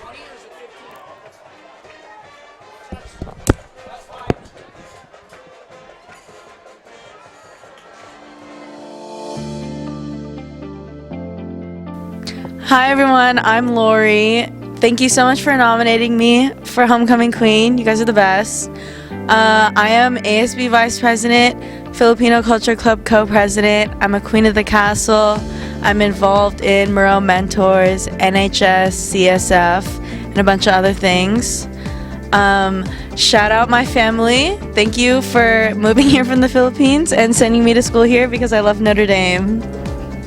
Hi everyone, my name is Cammie Wilson. Thank you so much for nominating me. You guys are too sweet. Here at Notre Dame, I'm involved in Varsity Cheer.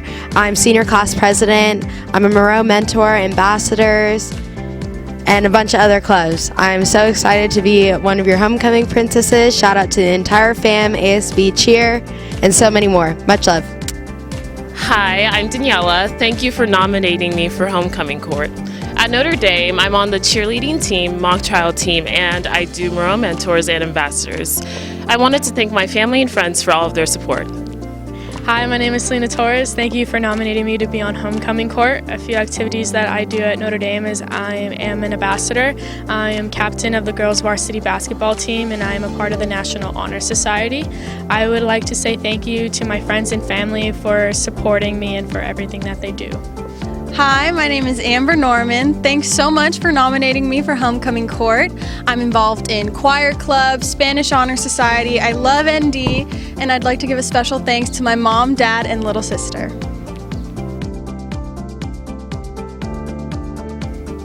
Hey everyone, it's Sean. Thank you very much for nominating me for the Homecoming Court. So I'm involved with ASB, Morale Mentors, Ambassadors. Was on the volleyball team, tons of stuff. I'd like to thank the boys, all my friends, my parents, my sister. That's all. Hi, it's Grant. I'd like to thank everyone for nominating me for Homecoming Court. I'm involved in Notre Dame Theater, as well as I'm a leader of the Bridges Club and the president of the Bring Change to Mind Club. And I'd like to thank my family, my friends, my dog Cooper, and just everyone here at Notre Dame for their constant support. I'm Andre Bray. Thank you for nominating me for Homecoming King. I play varsity football, and I just want to thank my family and friends for supporting me throughout high school. Hi, my name is Parker Tweedley, and I would just like to say thank you for nominating me for Homecoming King. Currently at Notre Dame, I play soccer and volleyball. And I'd like to thank my family and friends and just everyone who supports me. Hello, my name is Marco Jimenez. Here at Notre Dame, I'm in band, ASB, Morale Mentors, and Christian Leadership. I would like to thank my parents for always supporting me and my friends for nominating me for Homecoming Court. And I also want to give a little shout out to my Morale Mentors group, Room 4. I love you guys. You're the best.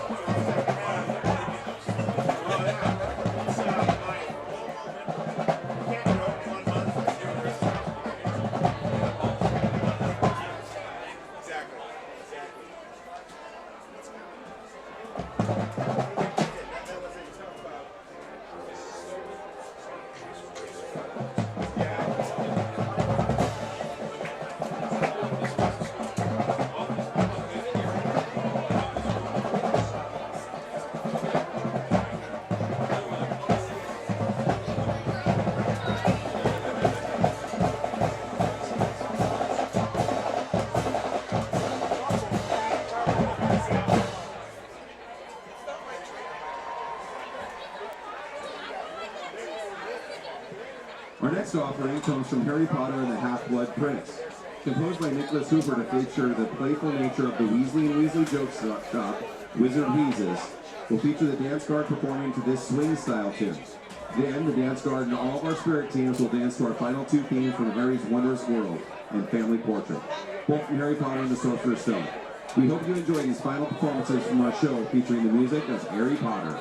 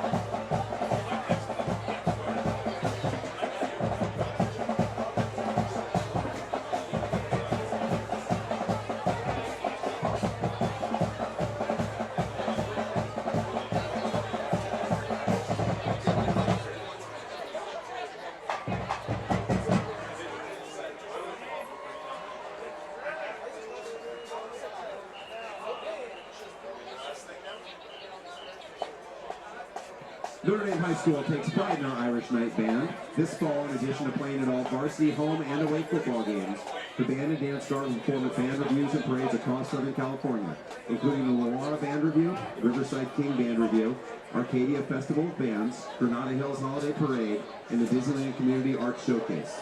Tonight, the band is under the leadership of drum major Nicholas Weber. The dance guard captains are Alina Arabia and Karen Abuchan. The JV dance team captains are Beryl Mancini and Devin Skabinski.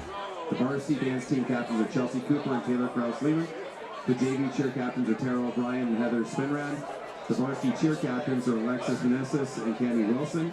The JV cheer coach is Miss Martina Villar. The varsity cheer coach is Miss Millie Wilson. The JV dance coach is Miss Kelly Hare. The varsity dance coach is Messinia Cortez. The dance guard instructor is Miss Leticia Alcaron. The assistant band director is Mr. Matthew Pagnata, and the band director is Mr. David Bora. The members of the Irish Night Band hope that you have enjoyed this performance by the varsity dance team, the dance guard, and of course, by your award-winning Irish Night Band.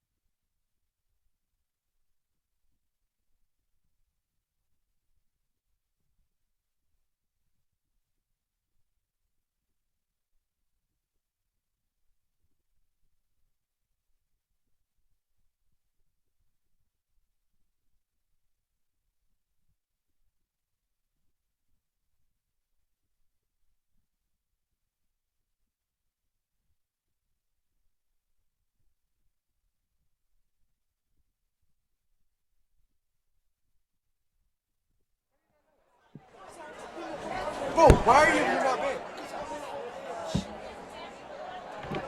Yeah, you are. Mr. Beard, you're an American icon. And I said, if you got it for you, I can't say it. Yes. Mr.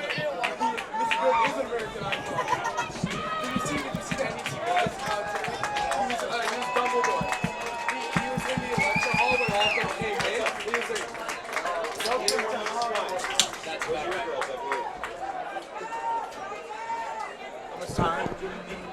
Dude!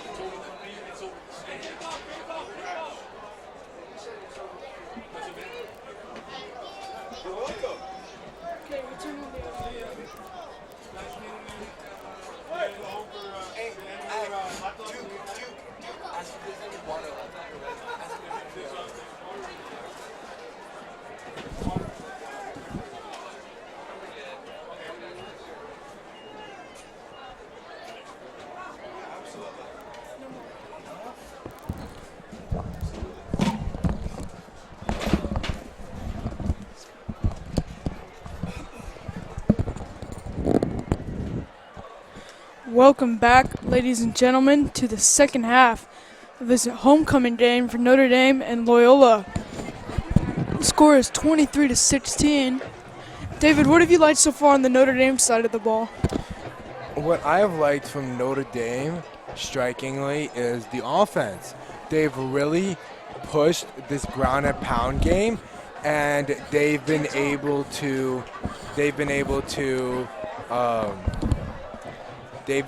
really push the ball. Unlike last year, they weren't really able to do that, but now they're really pushing it against against Loyola. Big props definitely to number 35 senior Santi Wessler.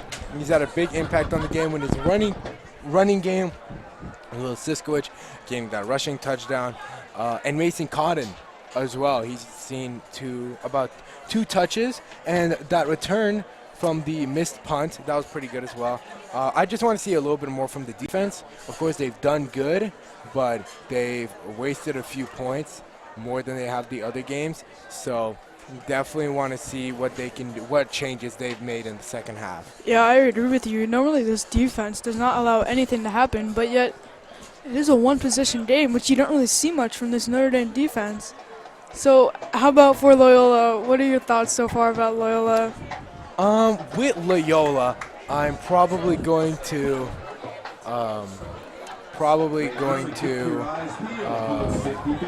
say that their defense might be the better out of the two. The offense is good, but the offense was already supposed to be good. They have a lot of good offensive weapons, but the defense has stepped up a little bit against Notre Dame. There have been some times when, of course, in the last possession before the Siskowicz touchdown, they had a good amount of stops there. So really, I think it might be which defense will perform better in the end. Unlike, it won't be a game of which offense will be the higher horsepower score. It's definitely going to be the defense. Who's going to be the bigger brick wall in front of the other team? Yeah, I agree. To me, Loyola, the only thing that they're really doing wrong is they're making silly mistakes. Like, they're giving Notre Dame free yards, like we saw on the last touchdown drive for Notre Dame.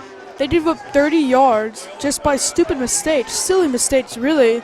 And I bet Coach Drew Cassani is really getting on them. Like, don't make silly mistakes. Let's go out there and let's win this game.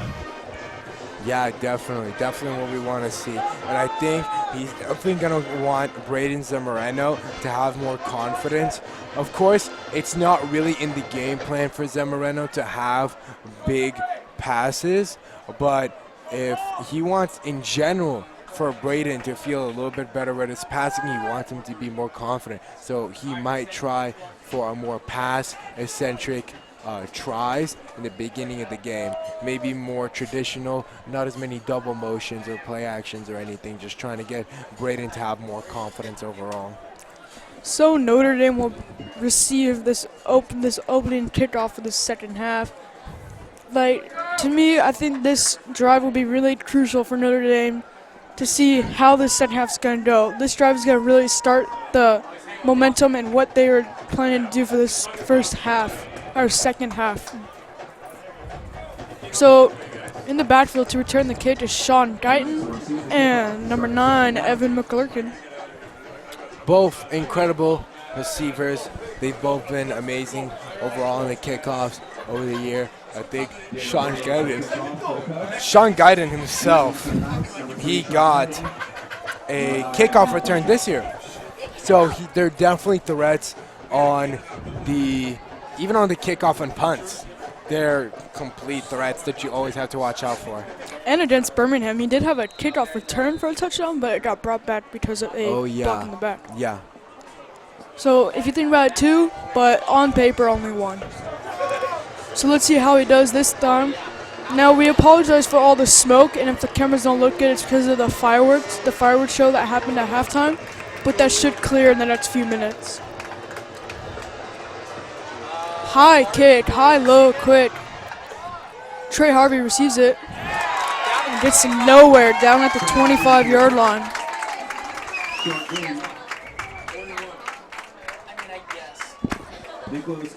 Nicholas Casante makes the stop for the Cubs. First down next. Nicholas Vasanti made the stop on that play. As you were saying, with that smoke, you can see it actually on the screen right now. You can definitely see the smoke. I'm starting to smell it. It's not a great smell, to be honest. I don't know how the players on the field feel. They're probably feeling it a lot more than me, but I'm definitely not liking it. It would definitely affect my game a little bit if that's what I was smelling throughout the field. Zachary Siskowitz keeps it. Big hit by number 28 for Loyola, Evan Thomas. Pass was caught by Evan McClurkin. Yeah, you could easily see Siskowitz with the little fake because Evan McClurkin hadn't gotten off of Evan Gregory Thomas enough. But then, like you could see, Siskowitz was waiting for that perfect time when McClurkin was able to get enough space from Thomas and get that catch down for that first down. So Santiago Weschler is in the backfield, and he gets the handoff. Just a bull running up the gut for a solid 9-yard gain, and it's second down. My apologies. Yeah, Santi just going straight up the middle. There's no stopping him. He is a complete terror monster going straight through the middle. And that's what made him such a big impact player today. I think he's definitely a favorite to be the player of the game this week because, I mean, just every time he touches the ball, he's able to get more and more yards. Speaking of more and more yards, Santiago Weschler fights for more yards. It looks like he's going to get brought back to make the third down, but he actually stayed on and fought his way for a first down. First down nice. He's just able to make it all the way through. There's nothing they can really do to stop him there, which is very impressive. I mean, Santi is not the biggest guy, but he is strong. He will not let people tackle him at times. And you saw right there, he was about to go down for a loss, and then you just swooped past him and fell straight forward to get the first down. So here's Samuel Black with the carry. Goes up for about 6 yards. So it is second. Down. A few times now, I think. Or I think it's been 3 straight halfback dives now that have gone through with Notre Dame. I think they're really going for that now. They're not going extremely for passes. Oh, there was the Siskowitz pass at the beginning, but now they went 2 Santi plays and then a Black play as well. They're really going for the right. So here's a Siskowitz pass to Justin Horton. Horton with the first down. Oh, and the ball is out, but they're going to call him down. So it's first down Knights. Justin Horton, I haven't seen him play that much on the receiving end overall, but now he's actually playing a little bit. It's great to see him back on the receiving end, but he's always been a very important player in the defensive end.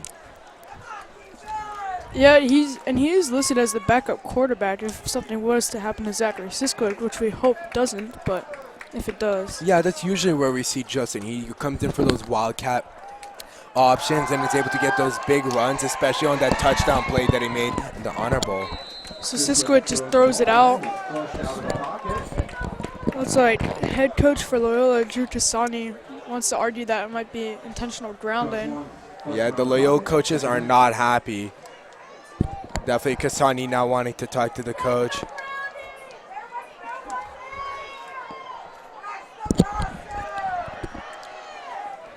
Still not over it.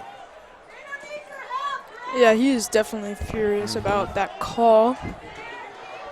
But it is second down. Siskowitz with another pass. Looking for the outside.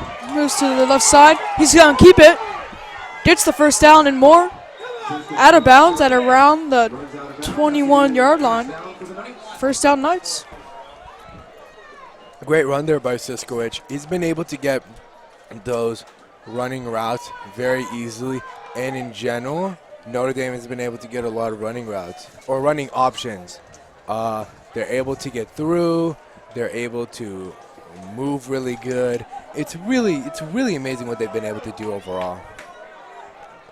So Siskowitz is going to be accompanied by Samuel Black in the backfield. He's going to hand it off to Samuel Black. Samuel Black just had nothing there. Looks like he's going to be taken down by number 4.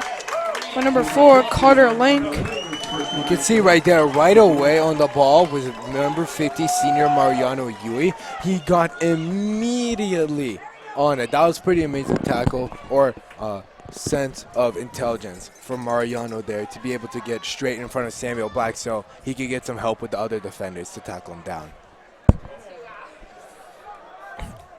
Siskowitz is delivering the play.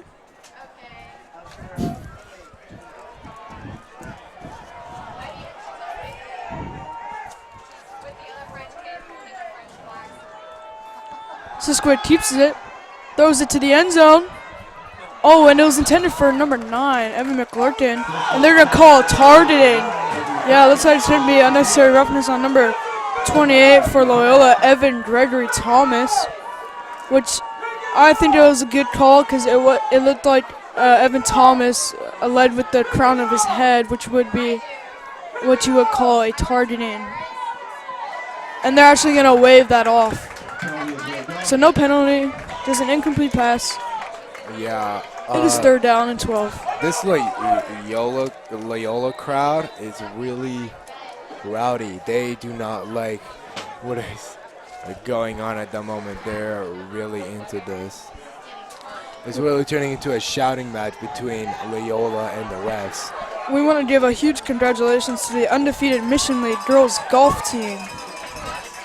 Great job, Lady Knights. Great job, Lady Knights. Yeah, of course. Any sport in general, undefeated. I mean, hey, I know myself. I could never do what they do. They get hole-in-ones all the time. I don't think I've got the only time I got a hole-in-one is maybe in mini golf. That was on, like, you know, the ones where you gotta, like, hit it into the thing, like the houses, and then they swipe it, and then they go. Those are the only times. Which is pretty much all luck. Yeah. So, as that happens, Siskowitz passes it to number 33, Trey Harvey, and it's going to be 4th and 1, but it looks like Notre Dame, they're just going to take the points, and just instead of forcing anything, they're just going to take the points. So here's Zachary May to kick the field goal, and it looks like it's going to be from around 30 yards. It is up. And it is good.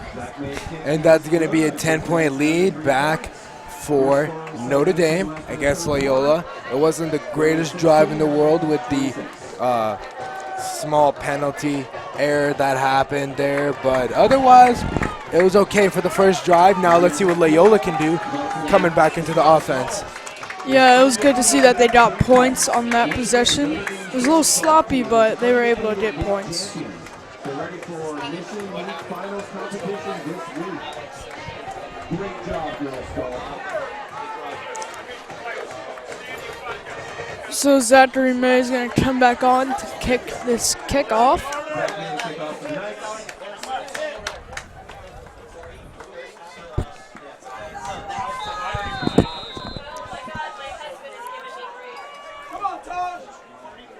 in the backfield for the Cubs is number 20, Taj Owen, and number 13, Gibson Plum.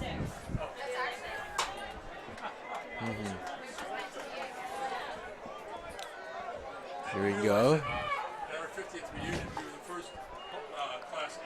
It's going to be Taj Owens with the kickoff. Still on his feet. Oh, it's brought down. Looks like they might call.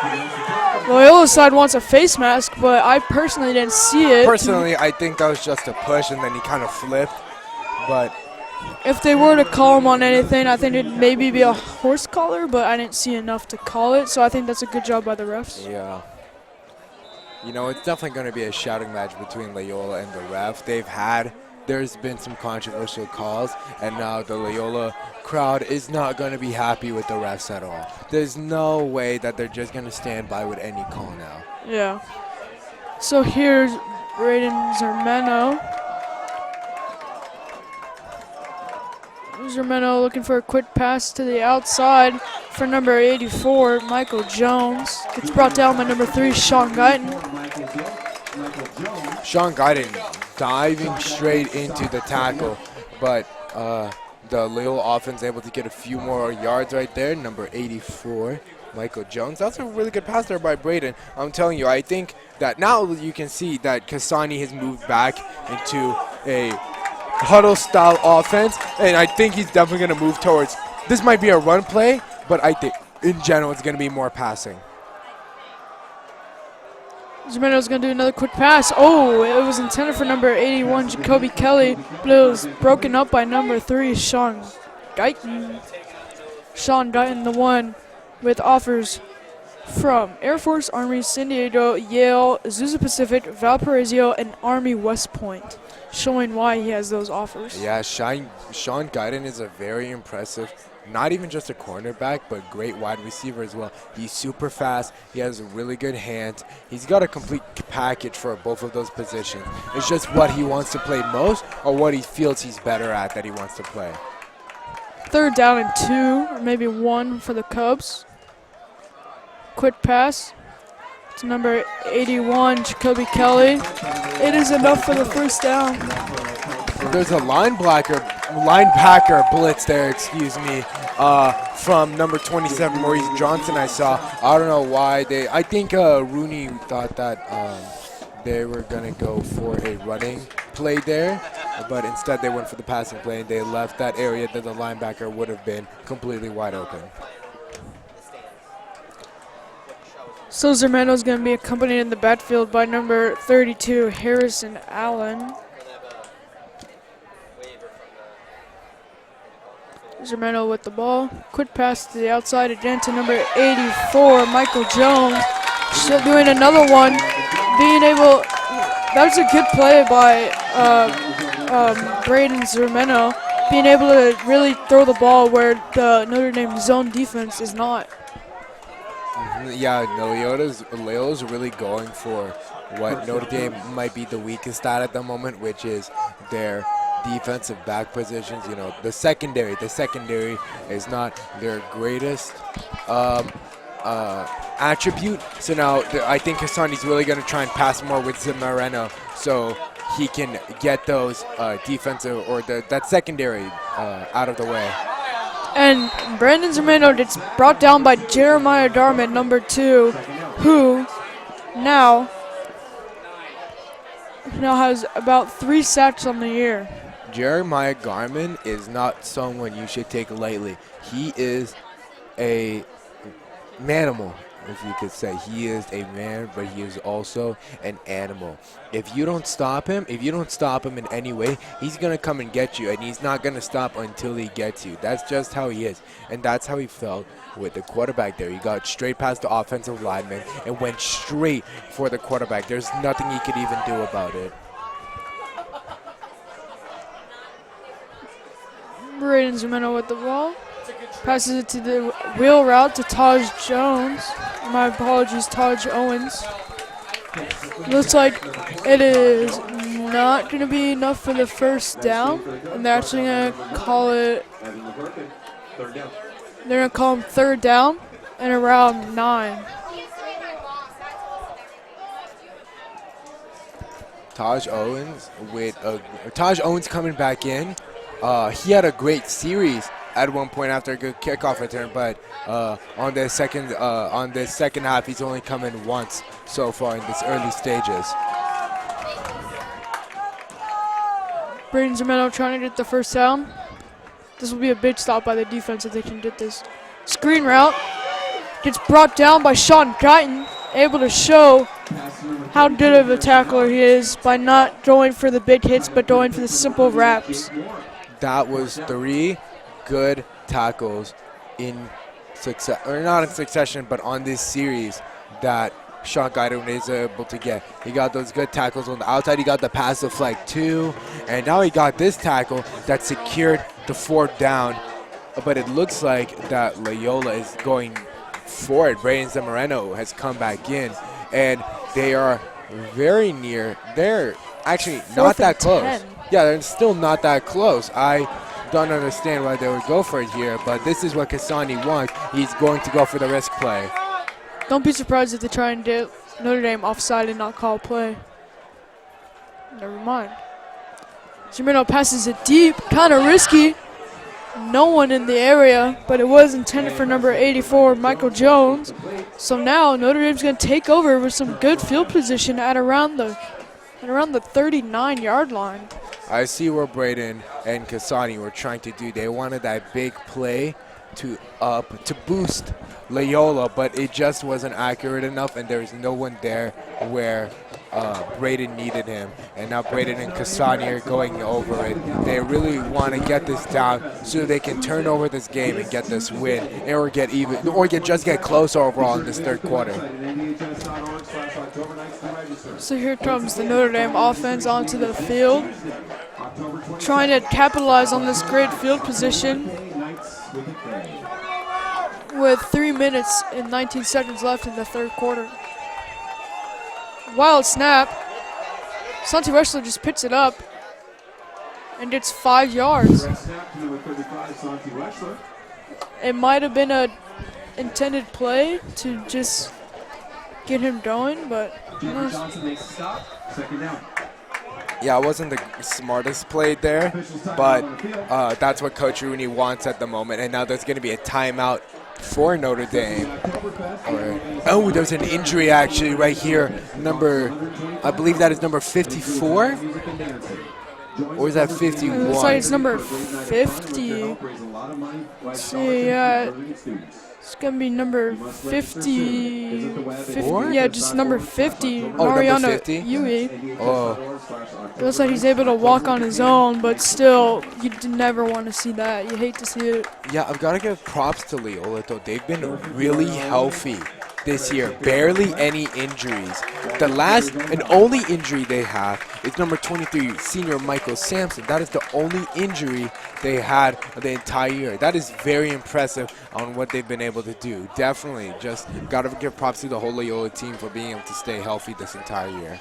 Yeah, it's really hard to see an entirely healthy team in football, especially football, because football is a really physical sport, and you pretty much see injuries every game. Although you don't want to see them, it just, you do. So here's Zachary Siskwood. Hands it off to Santi Wexler. Santi Wexler with the first down and a yard more. So the ball is going to be spotted at the Loyola 46-yard line. So with that run, Notre Dame is in Loyola territory. First down next. Great stuff right there from Notre Dame. At the moment, they've really moved the ball so far. Let's just say, well, Notre Dame has always taken it slower in general, so let's see what they continue to do.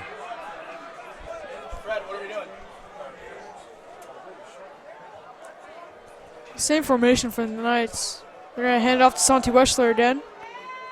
Something to notice that Santi Wexler, most running backs, they hold the ball in one hand. Santi Wexler holds it in both hands as if he just received the ball, and he just stays the whole way to keep the ball tight.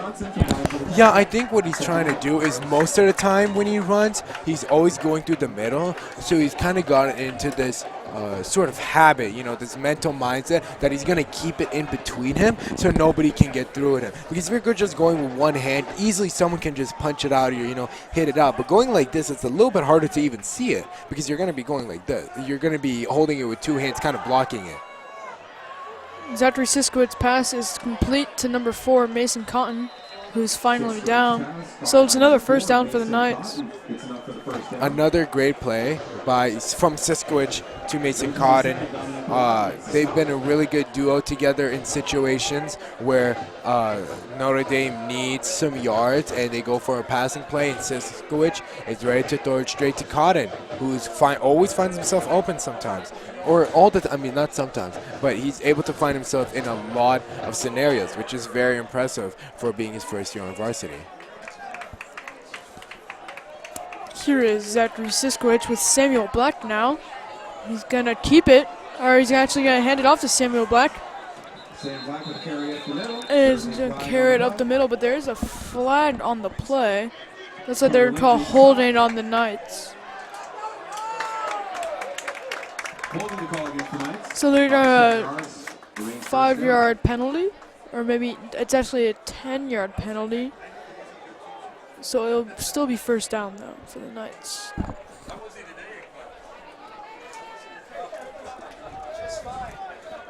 And just to announce that, congratulations to homecoming princess Cammie Wilson, who just got announced at halftime today.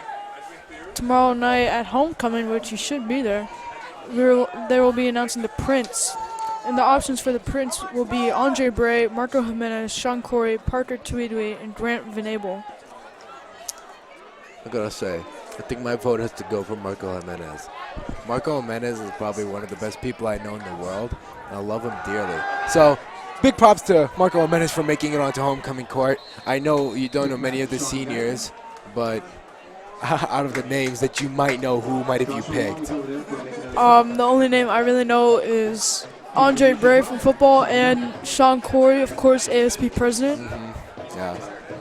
In general, congrats to everybody that's made it. We'll be glad to see who is crowned homecoming king this Saturday, tomorrow, at homecoming. Make sure to come out. Make sure to have a good time there. It's always a good time, and make sure that it will make sure it's as magical as any Harry Potter book or movie that you've read. Maybe even more magical.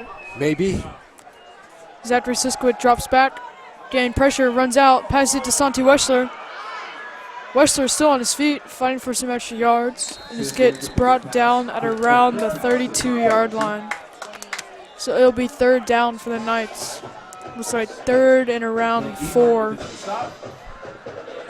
A great play there from Santi Weschler. You can see they don't just use him for running, they use him for passing all the time too.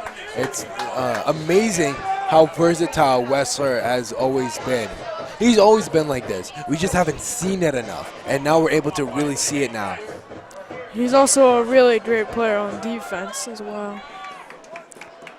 Speaking of Santi Weschler, he's accompanying Siskowicz in the backfield.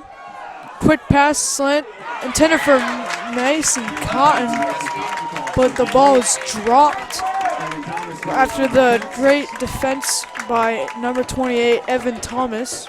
That was a great stop right there from Evan Thomas on Mason Cotton. I think that Loyola is definitely watching out for Mason Cotton now. They're seeing that Siskowicz might be looking for him a little bit more because he's been able to get some good catches. And now was an important stop because now they're going to go for the field goal here. So here comes Zach May for the 39-yard attempt. The kick is up. And the kick is good. It is now 29-16. Knights, 13-point game after that long kick from Zachary May.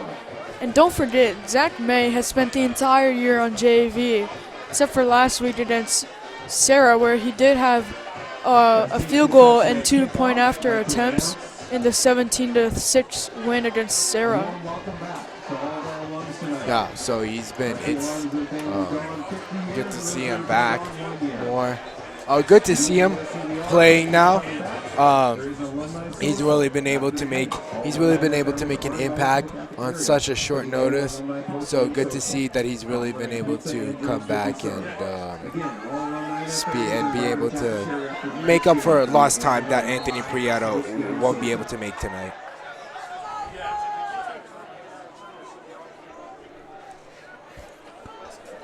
So Zach May is back on to do the kickoff.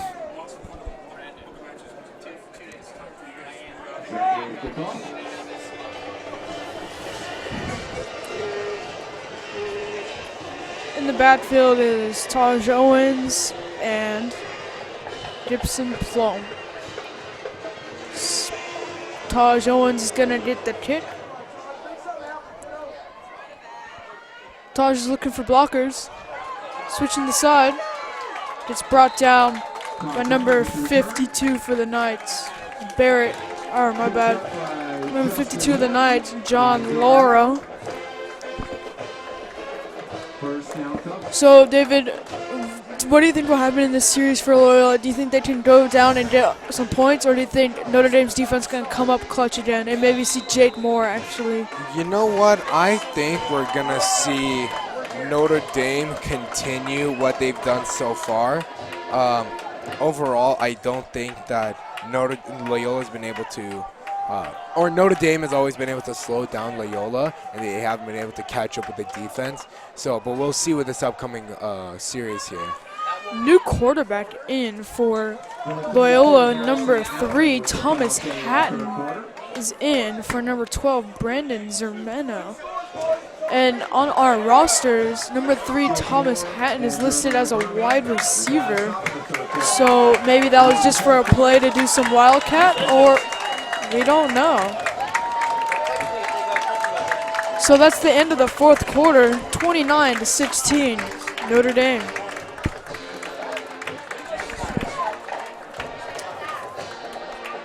So, as of right now, the score 29-16 with this start of the fourth quarter.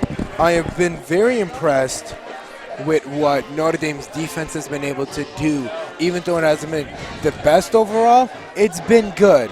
So, definitely seeing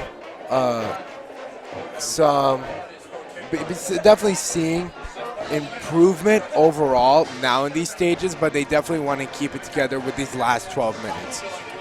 If you're just now joining us, Notre Dame's third quarter has been a great one so far, having a touchdown and a field goal, making it now 29-16. At the beginning of the quarter, the score was 16-13 for the Knights, and they were able to take advantage some more. So here's the Notre Dame defense, and it looks like number 3, Thomas Hatton, is still in at quarterback. Pass is bobbled for number 2, Sayer Wright, but the bobble lands on the ground, so it's going to be incomplete. And it is third down for Loyola. Again, if you're just not joining us, don't forget that next Saturday is the Creature Feature. It will be at 10 a.m. in the lecture hall, and the movie this year will be Get Out. Again, that's Get Out, the movie.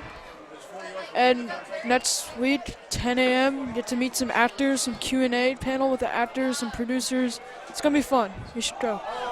Ball is blocked by number 85, Adrian Aguirre, who had a blocked throw earlier in the game. So now the punt team's going to come out after a very sloppy drive. Really good right there. Definitely seeing some really good play right there from them. So in general, it's been good. Adrian Aguirre has got, I think, 3 pass deflections overall in this game, which is amazing. He just is able to get up and stop the Loyola quarterback, and that's going to be another 3 and out for the Notre Dame defense. Booming punt by number 38, Hayden Eves. It's called for a fair catch by number 9, Evan McClurkin. Knights will take over. Great stop there by Notre Dame again with the top point of it with the Adrian Aguirre deflection, able to stop Loyola in all. Great stuff from them. The away ticket is a red ticket. Red ticket. Number 775077. Once again, it's a red ticket. As you were mentioning, the creature feature. I myself watched Get Out, and I was very impressed by the movie itself. I don't know if you watched Get Out, but I thought it was one of the best movies of 2018. I agree. There wasn't much that could top it in general. Yeah, I agree with you. Santi Wechsler fights for some yards, and he gets around 5, second down. Nico Gonzalez and Mariano Lee make the stop, second down.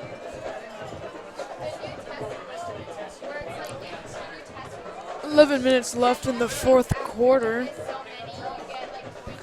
David, what do you think the Knights might do here? Do you think they're just going to run out the clock and not let Loyola have much time to score? Or do you think they are just going to score themselves and have this game out of reach? You know what?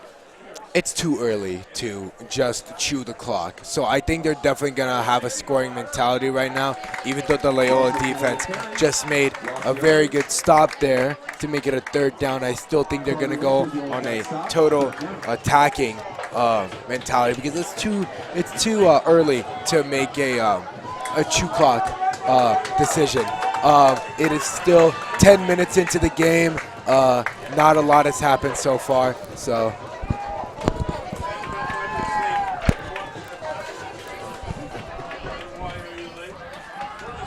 third down. This will be a huge stop for Loyola if they're able to get this. Blitzing. There's pressure from number 4. Siskwick is just going to throw it out of bounds. So that was a huge stop by the Loyola defense.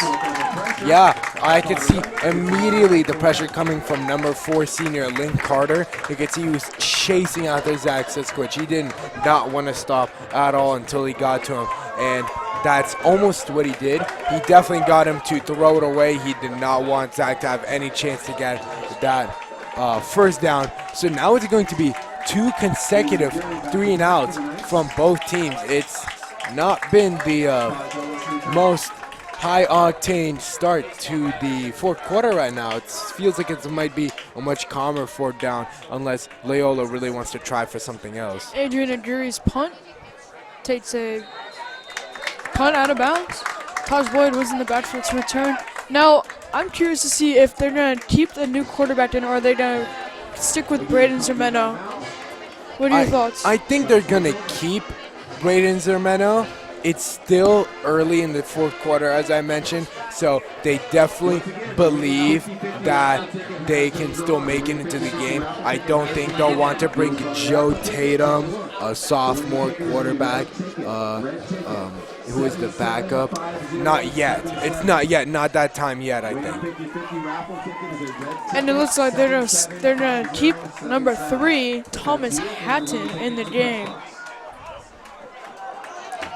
Thomas Hatton is normally a wide receiver, but we're about to see him as a quarterback. They might go for the Wildcat formation here. Nope. They're actually going to pass it. Passing it deep, too. Really had no air on that one. Intended for number 81, Jacoby Kelly. Incomplete, second down. Kelly was covered by number 9, Evan McLurkin. Really just not the best throw. Didn't have enough air on it. I think if he had a little more air on it, he maybe could have gotten it because it looked high enough. Yeah, but they're keeping him in, which is interesting. I definitely have to go back on that, whatever I just said. I didn't think that Kasani would bring in Thomas Hatton there, but I guess he is now. So I guess we're just going to see what he can do.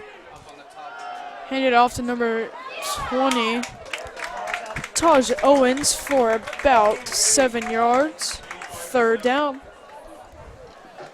Good run there by Taj Owens. Has been able to shine in those little spots. And now number 12, Braden Zermeno, is coming back in. And number 8,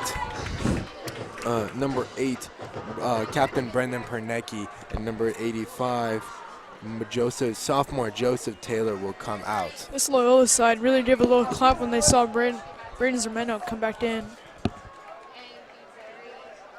Here's Zermeno. Quick pass to the outside for number 15, Peter Vanis. Gets the first down. Great run there by Peter Vanis. He was able to get a few more yards after the catch, and it was great that he got that little corner in, so he was able to get past the first down marker and then get tackled out by Charlie Harvey. So another thing to point out is that Loyola's doing huddles now instead of their no huddle, which they started off the game with. I think Hassani really realized that he wanted to go on a normal basis. He's definitely going for more normal passing now because he really wants to get back into this game. I think he realized the earlier.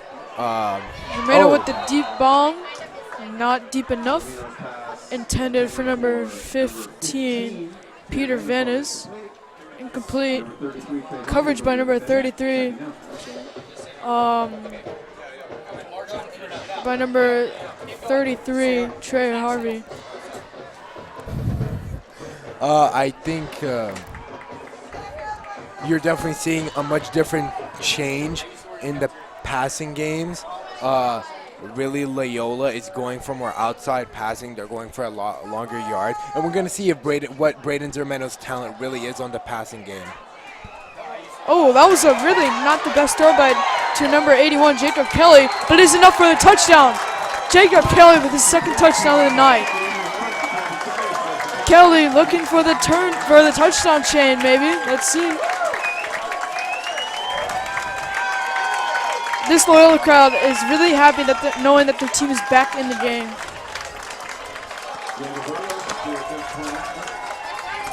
If they make this field goal, they'll make it under a touchdown lead. So Notre Dame is really going to have to step it on in its next series to get that lead back. They're definitely not going to be happy that they got Loyola to score the touchdown. Kick is good. It is now a 6-point game. So that pass was really, Zermeno didn't really lead Kelly that much, but Kelly was able to catch the ball and get past number 33, Trey Harvey. I've got to say, I think I was more impressed with Kelly than Zermeno on the catch. He grabbed it, kind of bobbled it, then got it back in and then just ran it. Really great by Kelly to stay under control and just keep it inside and then go.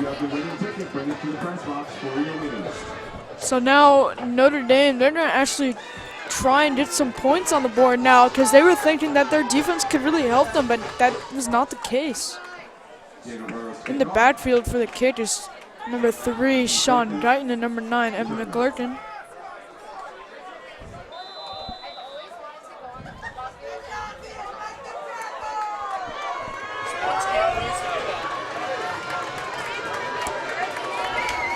This Loyola side's really going crazy. I think they might be looking for an onside.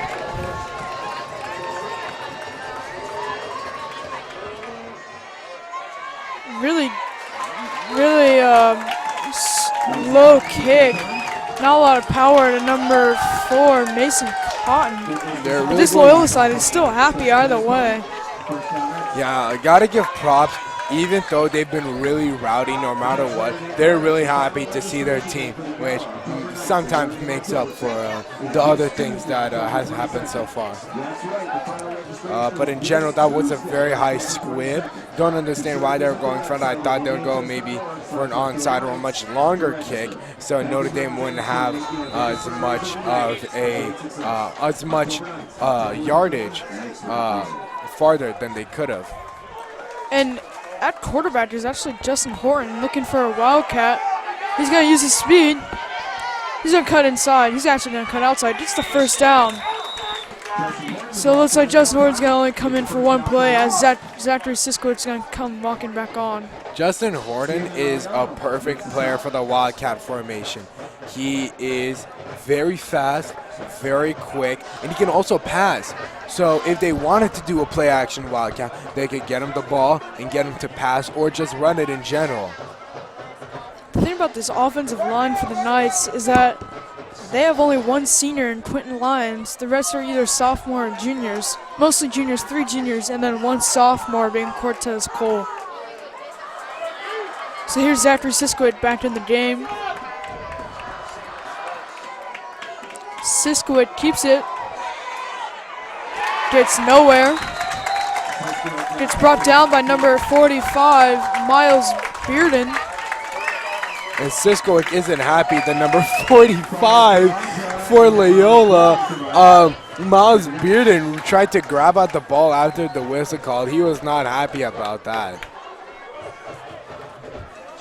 Siskowick is getting the play delivered. It was actually minus yards, minus 1 yard, so it's 2nd and 11 for the Knights. But I think after that little encounter between Loyola, I think Siskowick has a new fire burning that he wants to teach Loyola a lesson. Quick pass to Mason Cotton. Mason Cotton gets, oh, there's a fumble. The ball is out. Let's see what the refs are calling it.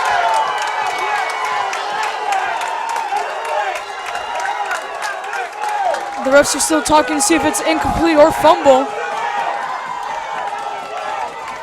Looks like they might call it incomplete. The refs want the players to back off so they can talk. All the referees are in now. This is a hard one for them. Oh, and it's going to be a fumble. Mason Cotton fumbled the ball.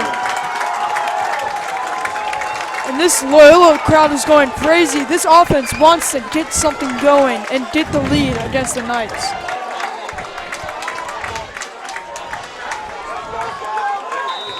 So this Notre Dame defense is coming on, not expecting to come on this early. So we might see a deep ball right here to really see if the Notre Dame defense is awake. They're really going to see. Braden is going to really try and mess with the Notre Dame defense. They're really going to go for it. And Loyola also has a turnover chain. Oh, number 32, Harrison Allen's wide open. Gets to the red zone. There's a flag on the play, though. Number 28, Evan Thomas, did get the fumble, so they're still celebrating about that. But there's a flag, so it looks like it's going to come back. Looks like it's going to be against Loyola, and it is. That play was a big play because Loyola would have been down in the 15-yard line, and they could have easily scored a field goal if they couldn't get it, or they could have scored a touchdown.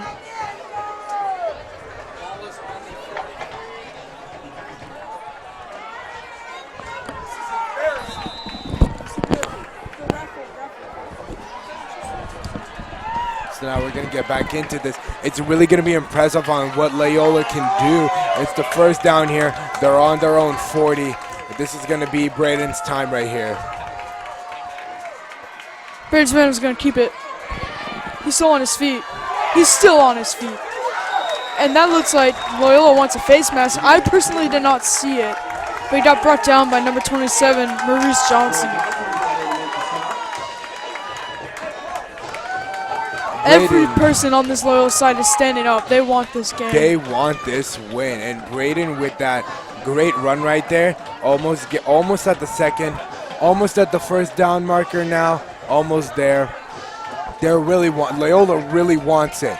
If they can get this touchdown and the extra point, they will take the lead, and that is going to really change this game. 6 minutes and 30 seconds left in the game. Looks like Loyola will get maybe a yard, maybe two. We'll see. It looks like they will keep it on the third. There will be a third down. They did not make it over. It might be third down in inches. And now Loyola is definitely going to think this over. I have no idea what they might go for here, but Taj Owens has come back. So this might be a passing play. It doesn't look like they have any complete runners except for Harrison Allen, but they haven't used Harrison Allen that much as a runner in general. Third down. Crucial play for this Notre Dame defense if they can stop. Sherman Oaks quick pass to the outside. It is incomplete. Intended for number 84, Michael Jones.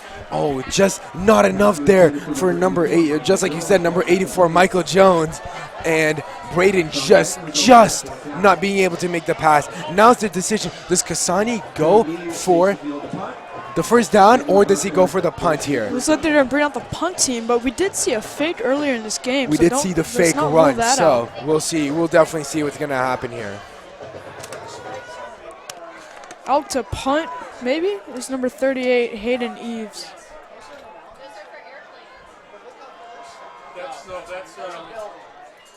Looks like it's going to be a normal punt. Booming punt. Looks like it has too much leg. Going to be a touchback. And it's going to be a touchback. Ball's going to be placed around the 20-yard line, maybe 25. A booming punt there, bringing Notre Dame back to the 20. This is going to be very important for Notre Dame to be able to keep this lead. It is 29-23 with 5 minutes and 38 seconds left. This is Notre Dame's offensive time to keep themselves in this game and be able to make the winning drive. It's either they keep this together or their defense keeps it together on the next series. I think now they're actually going to chew the clock. I don't know if they'll go exactly for the win. They definitely want to take as much time as they can off of Loyola's time. They're going to hand off to Samuel Black for about 7 yards, second down.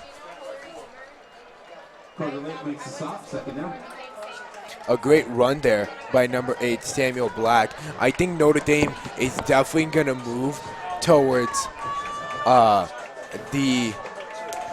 towards running more, because they have so many running options, and I don't think they want to possibly risk themselves getting an interception or a fumble like on the last play with Mason Cotton. They don't want that happening again, and Loyola getting the ball so close to their own end zone. Handing off to Samuel Black again. Black gets the first down. They're going to call it. Actually going to call him short. Yeah, they're going to call him short. Third down. Third down and 1. This is very close for Notre Dame. I think they'll definitely go for the run, unless Rooney really wants to go for it and go for the pass. We'll definitely see what's going to happen here. Loyola's defense is definitely going to be, I think they'll go for a blitz. I think they'll definitely go for some type of blitz because they want as much pressure on Siskoik. They've seen that when they give pressure to Siskoik, he isn't able to make complete passes. So let's see what their game plan is right now. Here comes the blitz. Santiago Wessler cuts in, gets the first down. Fumble. There's another fumble on the field. I think they might call him down.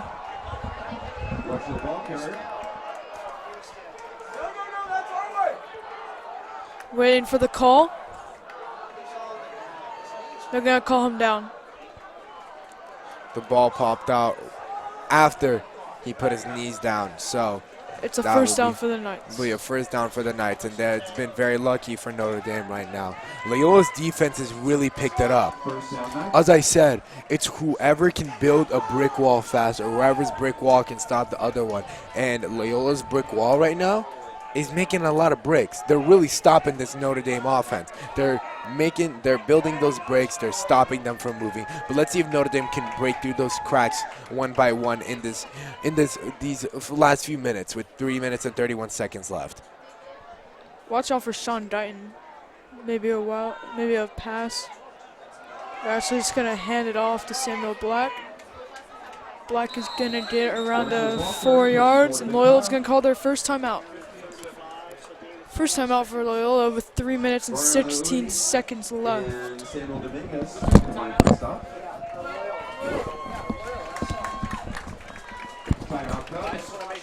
So Loyola is probably going to talk it over. They want to get the stop here so they have enough time to not put too much pressure on their quarterback,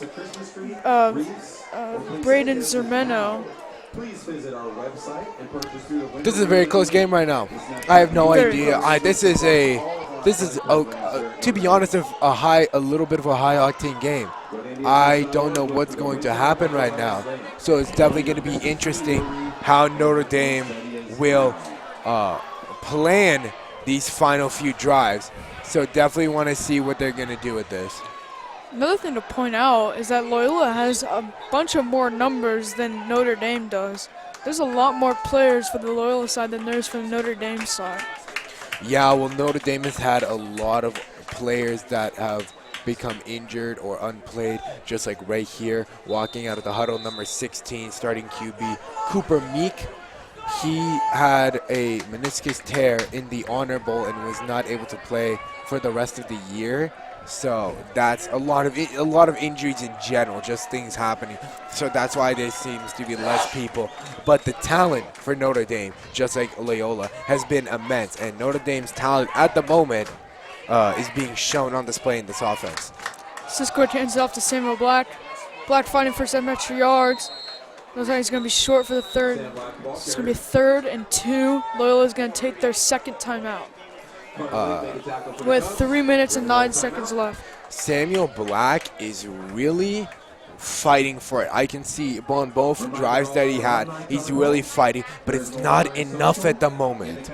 They're almost there for that 3rd down, but they're not there. They're not exactly there. Let's just see if they can actually make it to this end with Samuel Black, or if they'll go for a passing or maybe another running option.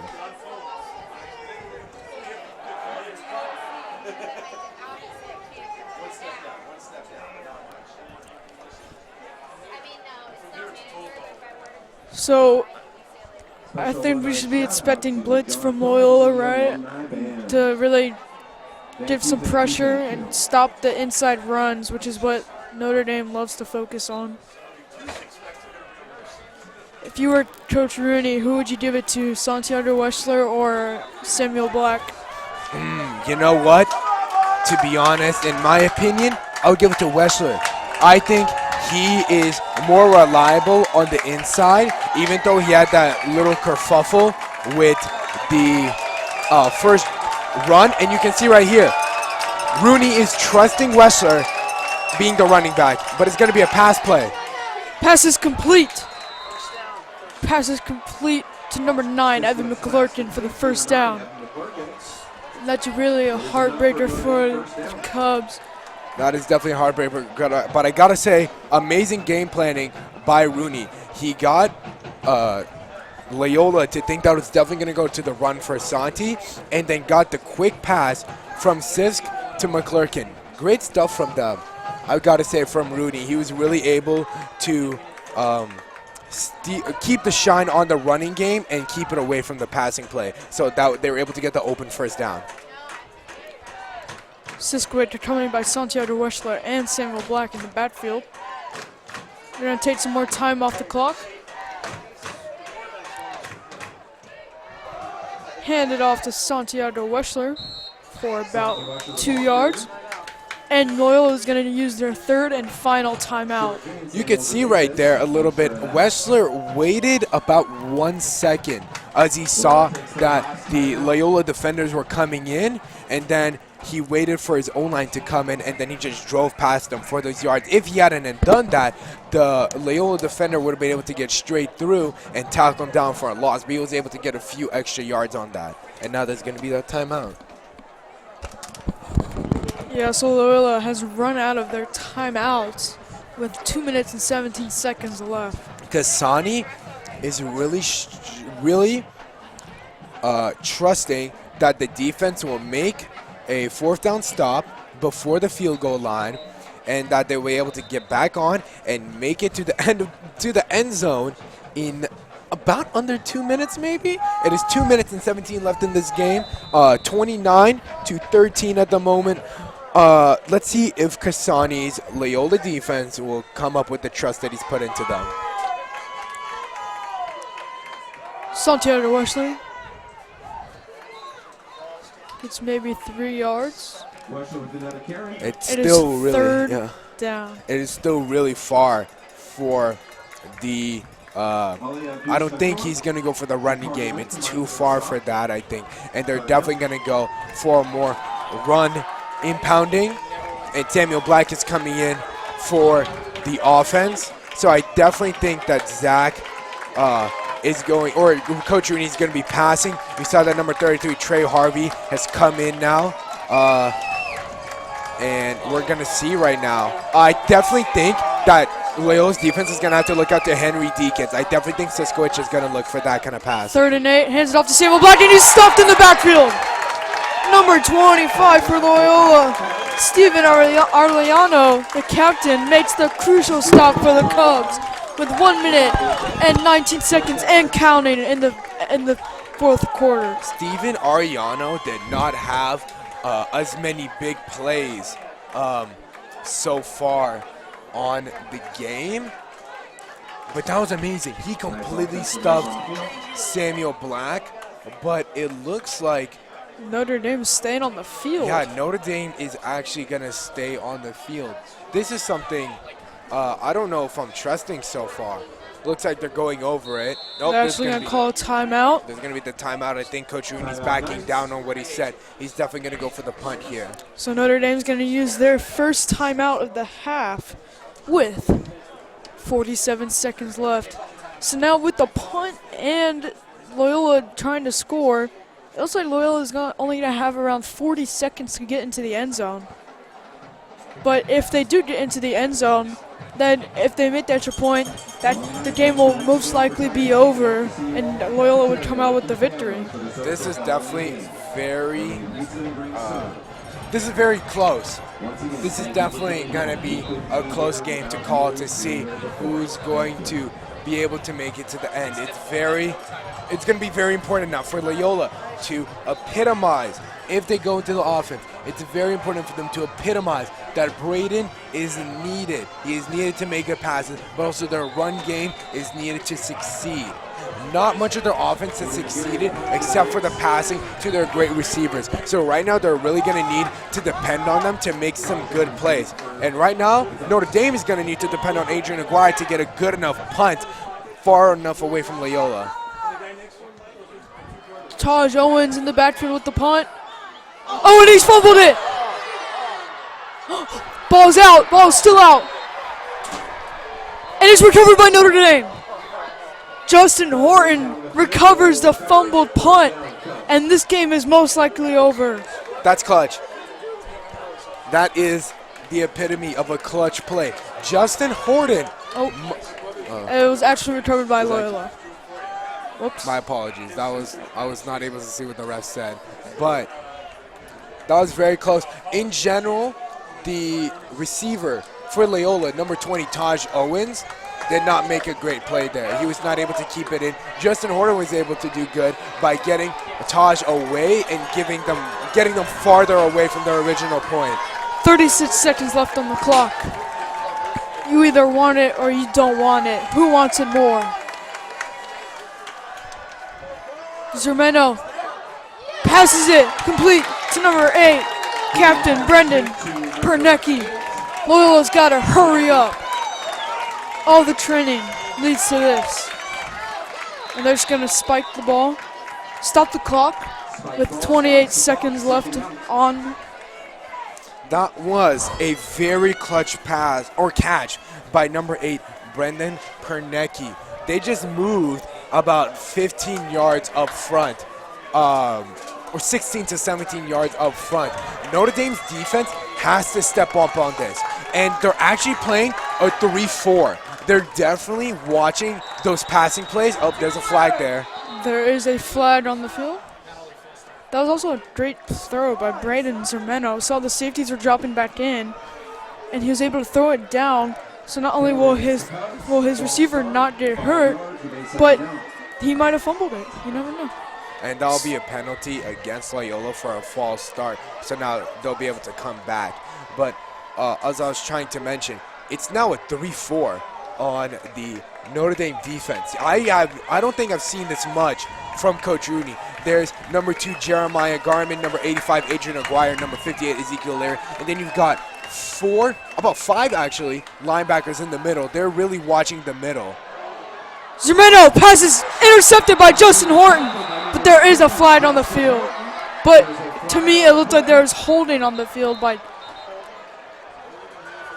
Loyola. Let's see what the call is. The call is Loyola. The call is declined. Notre Dame will win. Justin Horton with the game-winning interception. Justin Horton has now just won the game for Notre Dame. What an interception by Justin. On the year, Justin Horton has had 1 interception, and now he just made his 2nd interception. What a way to cap off homecoming night. A game-winning interception to win this game what an achievement for Justin. That is why Justin Horton was voted 2018 Mission League All-First Team, because he's able to make clutch plays like that. Notre Dame will win this 29-23 against the Loyola Clubs in homecoming night. I'm Duke Rude, joined by David Galis, saying so long from Notre Dame High School.